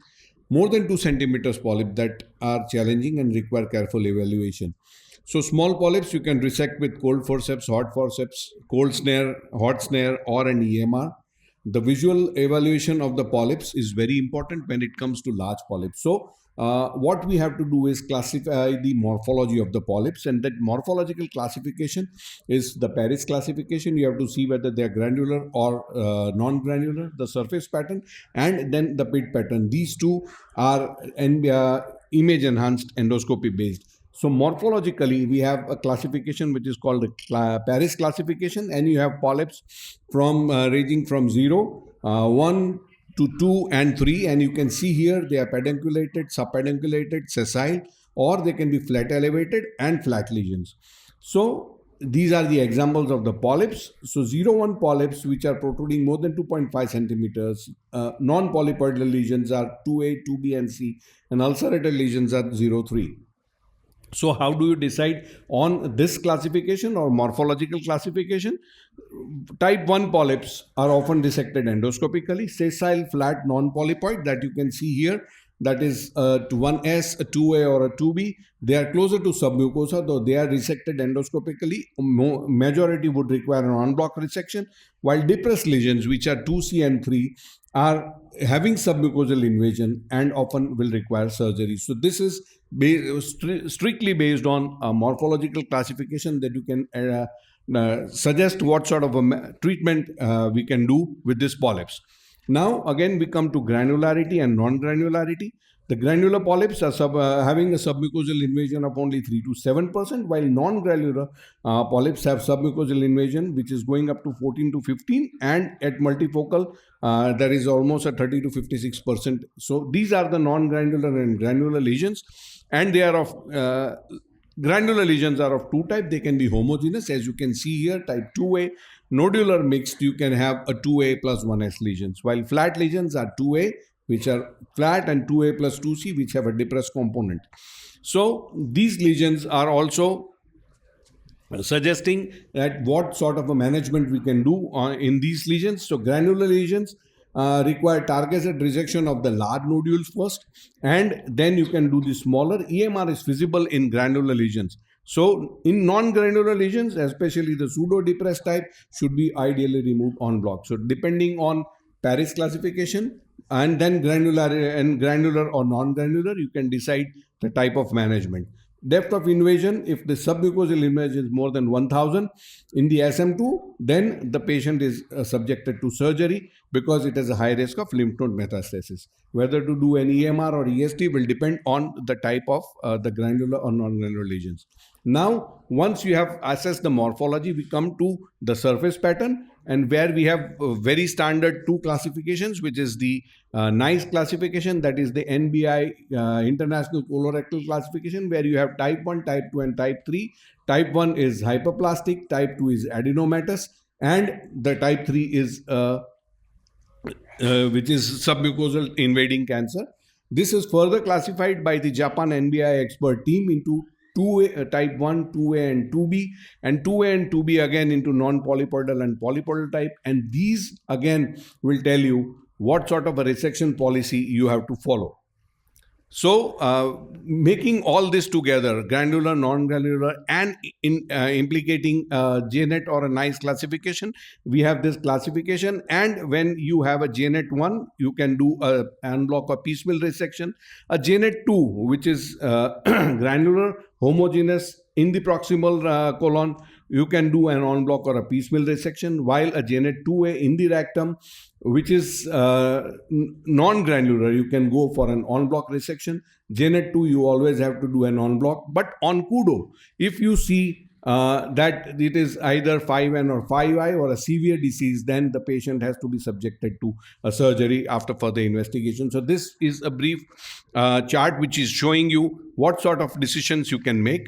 One small important thing, that some flat polyps which are considered hyperplastic, more in the right colon, you have to see for these features like a mucus cap, dilated branching vessels, clouded surface, and open pits, and these are SSAs. And when you suspect that this is a sessile serrated adenoma, treat it like an adenoma and do an en bloc resection. So this classification has been just added, which is known as the VAST classification, that takes into consideration whether the polyp is a sessile or a serrated polyp, and when you have a serrated lesion, you treat it like an adenomatous lesion and not like a hyperplastic lesion. The pit pattern classification would come after this is a dye-based chromoendoscopy, and this would come in the agenda of resectability when you are suspecting, where you have to further classify your lesions in whether it is neoplastic or non-neoplastic. And as you can see here, the lesions type 1, type 2, these are hyperplastic and you can just leave them.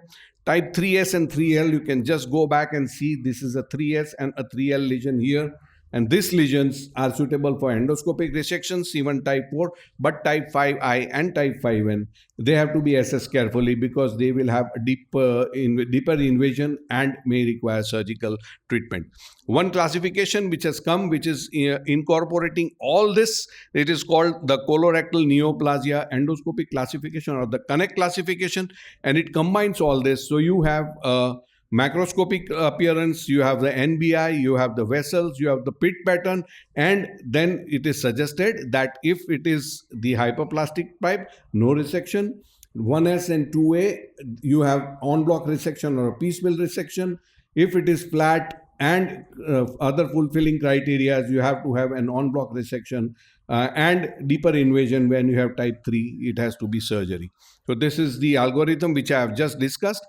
After classifying this, we have to just keep in mind that we have to assess the submucosal invasion, and size more than 2 centimeters has a high risk of submucosal invasion, and therefore you have to consider surgical resection in this. Again, the depth of invasion more than 1000, Kudo pit pattern 5 or C3 capillary pattern, lobulations in endoscopy, and pseudo invasion has to be considered.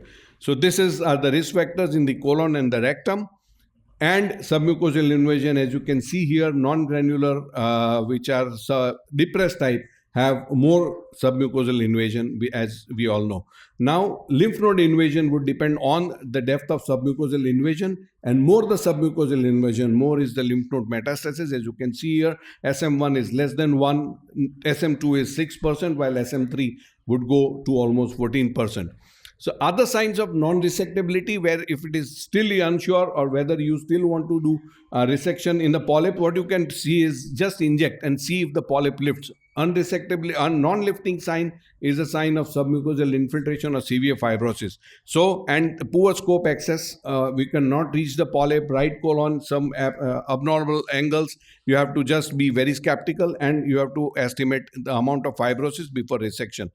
And after assessing all this, we have to decide whether you are going to do an EMR or an ESD. We have already discussed that right colon granular lesions, you can do an EMR, left colon, rectum, when you have features suggestive of suspected submucosal invasion, ESD or en bloc resection is must. And these are the examples which I am not going to go. ESD has the advantage of high en bloc resections, low recurrence, and proper cancer staging and prognosis. The disadvantages are higher expertise level is needed, longer procedure time, it's more expensive, and it has inherent complications. So I'll just go to the summary slide now, that any colorectal lesions we have to classify according to the morphological classification. Then you have to have an image enhanced endoscopy to see the surface pattern, and then you see whether it is having the granular or non-granular surface, and then of course the pit pattern, and then we have to decide the resectability of the lesion. Of course, you have to have other modalities like a CT scan or the MRI to see whether there is a spread outside of a lymph node metastasis, and EUS probably has some role if there are lesions are big and polypoid for local regional metastasis, but which is not routinely practiced. Thank you so much for your kind attention.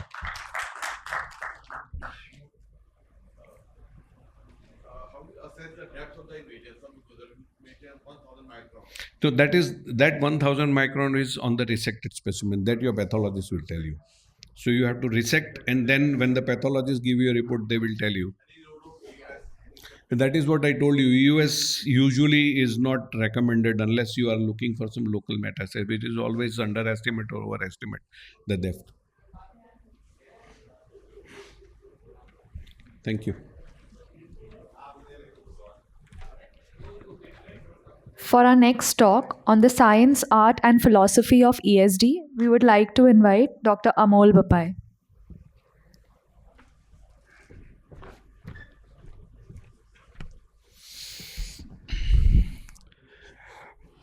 Good morning, and can I have my slides, please? And thanks to Dr. Arora and the team for the kind invitation, and apologies, Surinder, I just requested for the tweak in the time because I have a flight to catch. So Dr. Arora wanted me to talk on the science, the art, and the philosophy of ESD. And that made me, look in the mirror and see whether I've got too much of gray hair. Because when you have a philosophy, that word in your talk, that means that you've become too senior now. But please, I'm not that senior or anything. But let's see what we know about this topic. So what is ESD? It's an en bloc circumferential resection of the pathological mucosa through the middle or the deep submucosa to peel the lesion off from the muscle layer. And that is basically the principle, and that's how it differs from EMR. And for endoscopic resections, we have 3 techniques: EMR, ESD, and full thickness resections. And out of that, ESDs, the plane of dissection is in the SM3 layer, which is a potentially curative procedure with that follows oncological principles, and lymphovascular invasion diagnosis is also quite accurate. So, and these are the indications, but I'm not going to go into details of these indications today, because I think we need to discuss about the science, the art, and the philosophy of ESD. So let's start with the science. So the science of ESD involves the tumor biology, the clinical indications, which we just saw, but also the physics and the mechanics of the procedure itself, which also includes the energy devices, and also the techniques which implement vector forces and how traction can be applied in many of these things. And to begin, we first need to identify the correct indications to perform an ESD, and for that we need good detection and good diagnosis with a high definition endoscope. We heard Zahir's excellent talk on how to detect these lesions.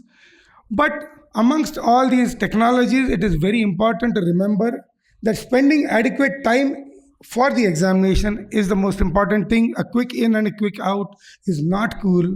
And let us all remember that improved diagnosis is going to give us the more opportunities to perform an ESD, if at all. And therefore, we must spend that adequate time within the patient.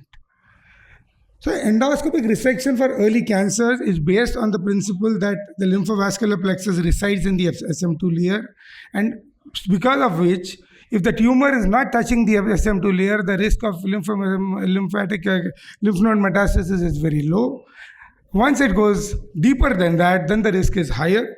And that is why we try and perform an endoscopic resection for lesions which are superficial. And for that, we have several classifications. I'm not going to go into the details of that.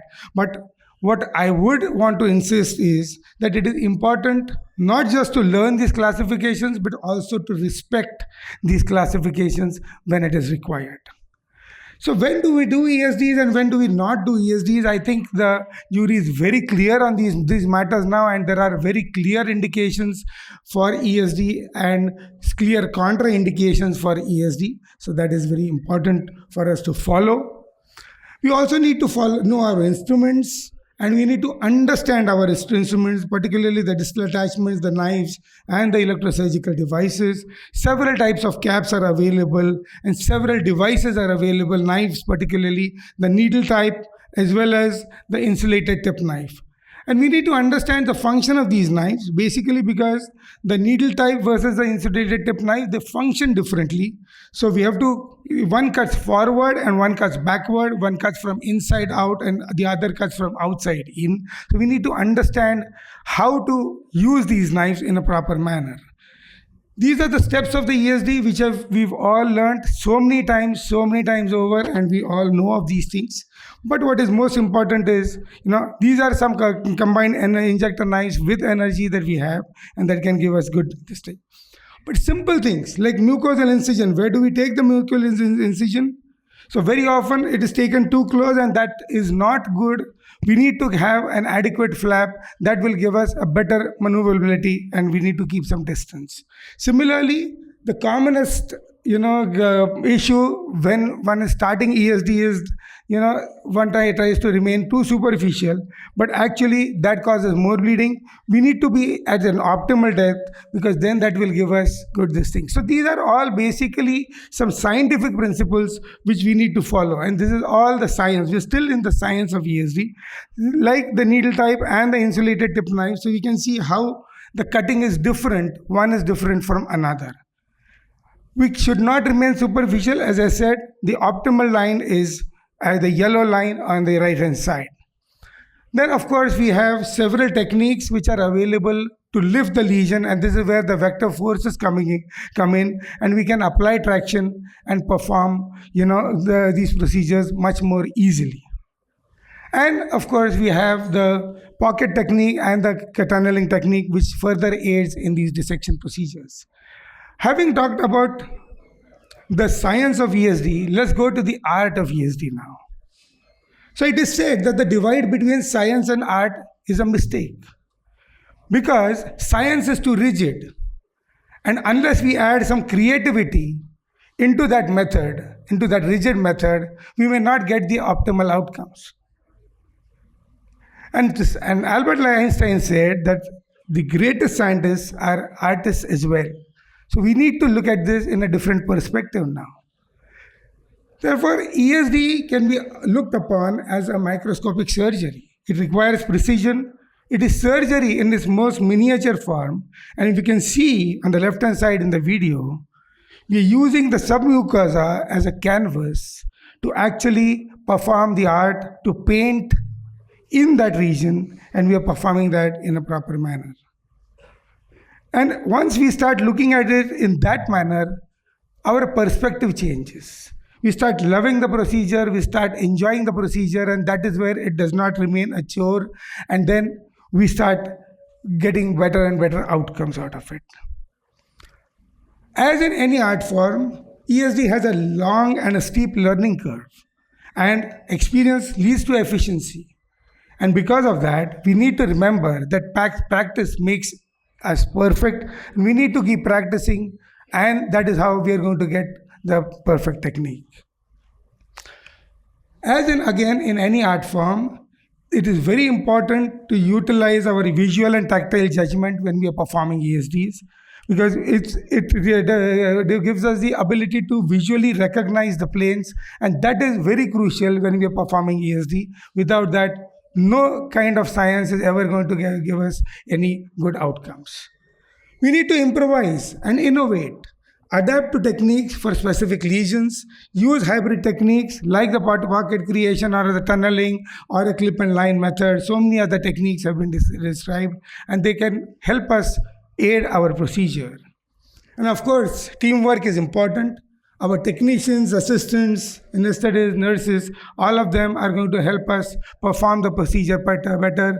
It's like an orchestra where only the singer cannot do justice unless the team is good. We need to find our right mentor. These four people have been mentors for me, and I would like to pay my respects to them. But we all need to find our own mentors, where we can utilize and where we can train from. And these are the steps in ESD training. What is most important is ESD is not a quick fix weekend course. It requires dedication and training for a minimum of 6 months to a year. That is very important, as again for any art form. Now, putting the science and art together, that brings us to the philosophy of ESD. Now, while we are performing the procedure, we are aware of the anatomical layers, but we need to understand the thinking we need to be thinking in layers. So these are the layers of thinking where we are remembering, understanding, then applying, analyzing, evaluating, and then creating the art form. That's how it is important. It's again very important to remember that while we are performing this procedure, we need to always focus on patient-centric outcomes. Organ preservation is definitely the ultimate goal of ESD, along with quality of life, but that should not make us perform unnecessary procedures as well. We need to have ethical pragmatism. Should all lesions be resected endoscopically? It's very important to understand, and we all believe that we need to expand our boundaries, and only those who risk going too far can possibly know how far one can go. But at the same time, it's always important to remember that are we pushing our limits too far? Because just because we can does not mean that we should do. And that ethical pragmatism is very important when we are performing these procedures, because we are doing them for the patient's sake, not for our sake. Self-introspection is very important. Why do I want to perform ESD is a question that we all need to ask ourselves. Are we doing it for advancing patient outcomes? Are we jumping onto the bandwagon, or is there something else? And for all these pragmatism and practicality, these are the checklists that we need to perform for each one of us before we start performing ESDs, because ESD is not a must for every endoscopist, and one can be very happy even without. The last couple of slides on the East meets West issue of ESD. So ESD emerged in Japan as a science and a skill and an art, and it came with the Japanese precision, where Asians, as we all are, typically rely on our hand skills and intuitiveness. And it has now been adapted by the West, which relies heavily on technological developments. And today what we are seeing in ESD is a mix of both these two, and that is what is going to give us the future of ESD. Therefore, friends, science means evidence, art means the skill, and putting both of them together, the philosophy gives us the wisdom. In the art, science and philosophy and mystic rest the temple of wisdom. These are the key takeaways. Make sure you are cut out to start your ESDs. It's not for everybody. Correct diagnosis and characterization is vital. Don't just cut. Understand and choose our instruments and techniques, and treat ESD as a form of art. Practice makes us perfect. Find a mentor, spend adequate time in training, never take shortcuts, never compromise patient outcomes. Always think about the patient first. ESD is a journey, enjoy all that comes with it.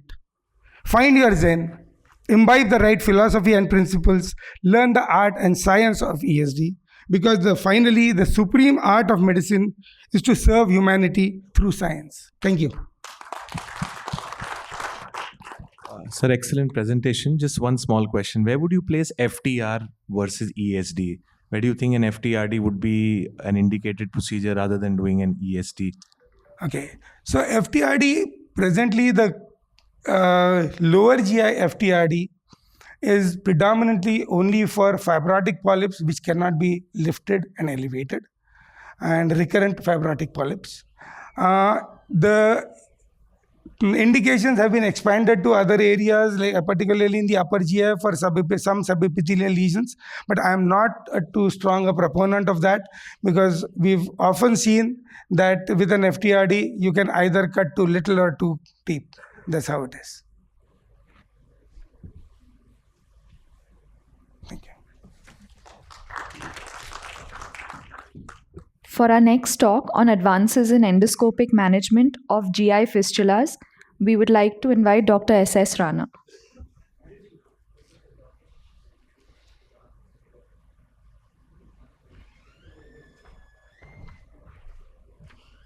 Thank you. Good morning, everyone. At the outset, I would like to thank Dr. Nanlil Arora and the team Gangaram for this opportunity.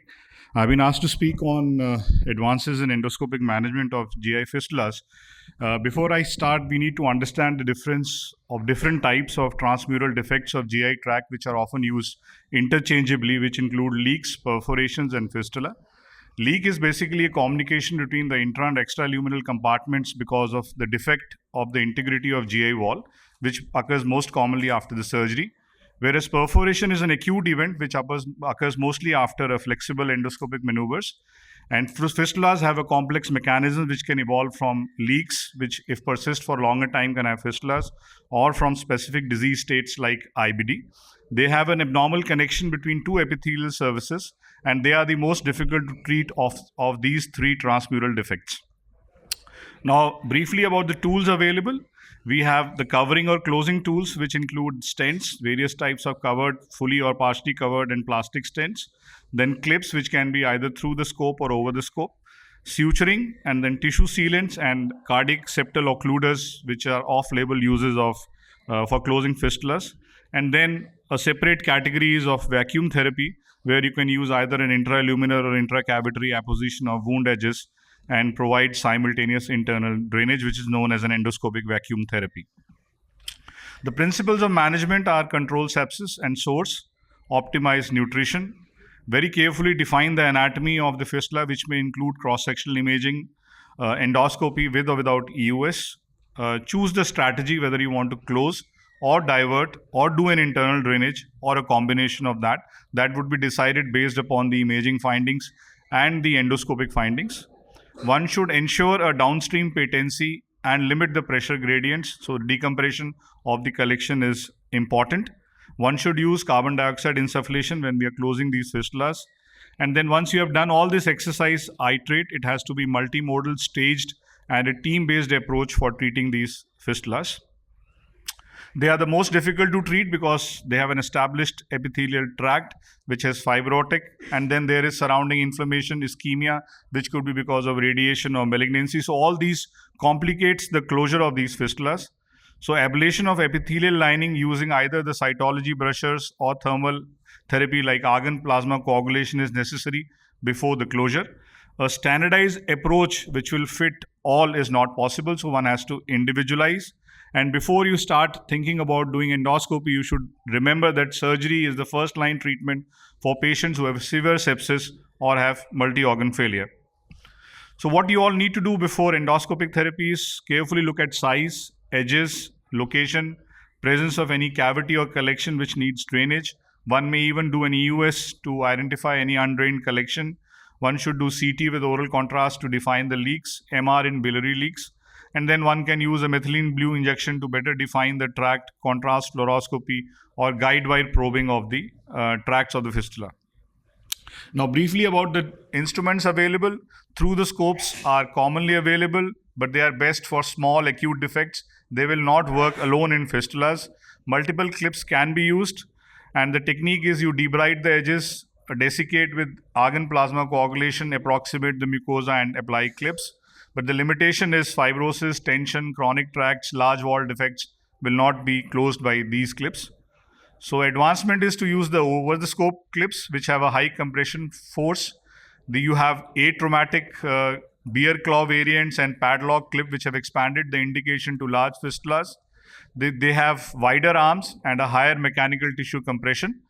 But despite high rate of initial closure, the fistula rate closure, as reported in meta-analysis, is only about 51%.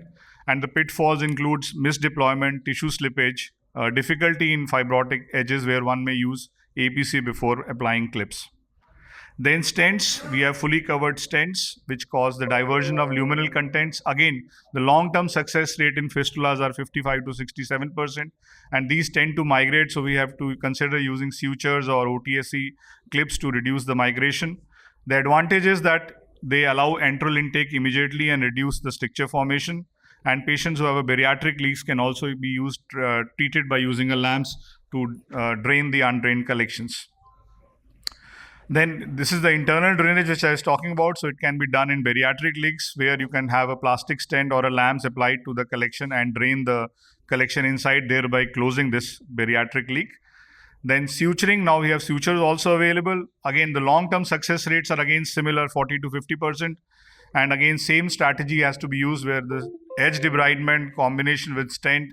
And then the problem with the suturing device is steep learning curve and then scope compatibility consideration. And then cutting through an inflamed tissue, it is little difficult. So one may combine it with sealants to increase its efficacy.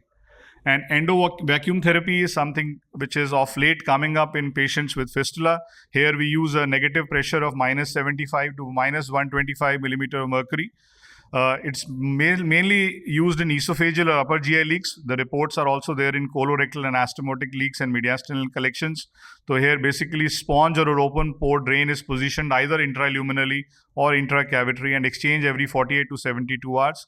The benefit, it enhances the granulation tissue formation, controls sepsis, and it is often used in combination with clips and stents.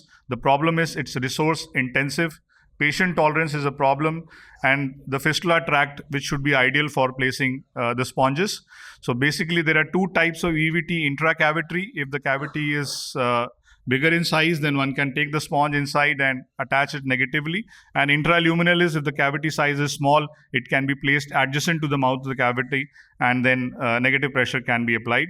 So important is patient selection. It is to be done only in stable patients. The size should not be more than 3 centimeter.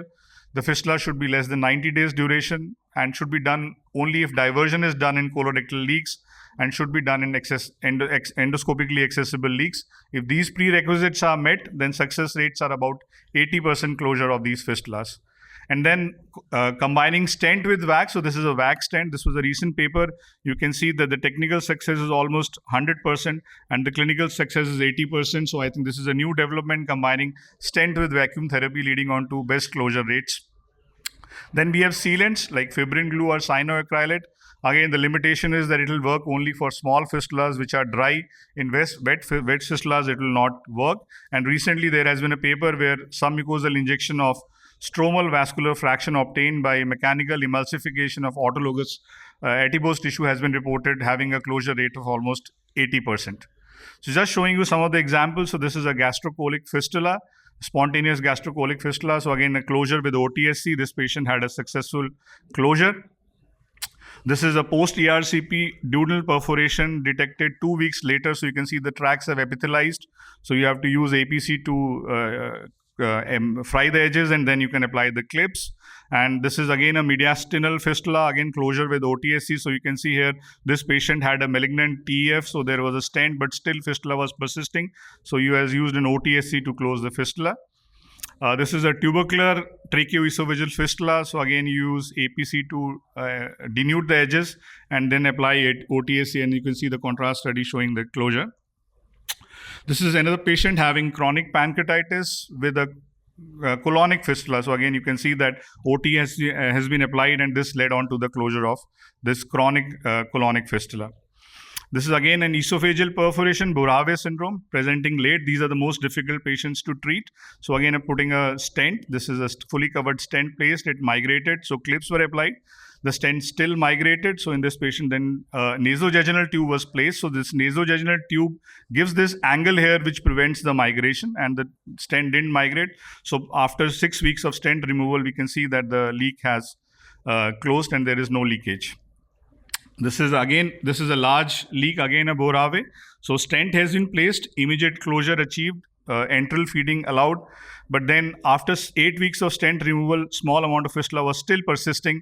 You can see the edges are epithelized, so APC was done. It was quite fibrotic, very difficult to apply OTSC. Immediate closure after the application of OTSC. But then 5 days later, again the leak started. So there was a small leak at the top. The clip was applied, 2 hemoclips applied. Patient doing all right for 10 days, but then 10 days again the fistula starts appearing, and then you see that the clips have migrated into the pleural cavity because of the fibrotic tissue. The clips were not holding on and they went inside the pleural cavity, and then we had to use the slim scope to get inside the pleural cavity, remove them, and then we had sent this patient for surgical closure. So to summarize, fistula by definition is a chronic state with epithelialization. So we should first diagnose it correctly, whether it's a perforation or a leak or a fistula. If it's a fistula, it's a small defect, then wall closure can be done by using any of the devices depending upon the location and the size. However, if it fails or if it's a large defect, then one should try doing an endoluminal drainage with endo vacuum therapy, which has got probably the best results. Thank you so much for patient hearing.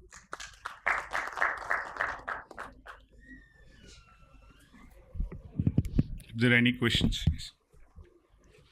Nice presentation. We recently had a patient with CA esophagus, mid-esophagus, pull-through was done with the surgery. And 2 weeks later, after chemotherapy, the patient had given up in the mid-esophagus. So there's a large hole, about 6 centimeter, with a large pleural cavity. What do you do? We did put in a EVT twice, but everything through the tube which you given, it lands up into the pleural cavity. So how do you close that? 6 centimeter is a very big. So I think the best bet in this situation would be to put a stent and fix it with a clip, and see after 6 to 8 weeks whether it closes. That will give you time to plan the alternative strategies, because such a large size and with epithelialized edges, it's very difficult for endoscopic closure. You think stent will be able to close it? Big hole? Stent will give you immediate closure, but long-term closure will not probably happen with such big size. And holes. EVT still should be in place. EVT, sir, anything more than 3 centimeter EVT will usually not work. That's what the literature has reported, and that's what we have seen. EVT works best for fistulas which are less than 3 centimeter size. So nothing will work. Non-surgical. Yeah. Only thing probably this endovac stent, which is combination of EVT and stents, might work in this, but I don't have any personal experience with that. Well, if anything, if you just do a gastrograph in by mouth, everything lands up into the pleural cavity. Sir, any experience of closing upper esophageal cutaneous fistula after the post-surgery? No, I haven't closed any esophago-cutaneous fistulas. I just want to share my experience of 2 cases of large perforation. Basically, one of more have symptoms is almost 8 centimeter defect, and one patient had basically gastric varices, and gastric varices, somebody put a balloon in the esophagus rather than the stomach, leading to a big defect. So in both the cases, I treated with endotherapy, putting metal stent and putting in nasal cavity rise tube. So I used a Frecker tube that was almost 10 years back, put my nose into the cavity, and then over that I placed a stent, and both the patients recovered fully. Yeah, the key is when we are intervening. If we recognize it immediately and intervene, then chances of closure are very high. If it's a delayed presentation where the epithelialization has happened, immediately within 24 hours. Yeah, so that's the best bet when you can have immediate closure. Thank you.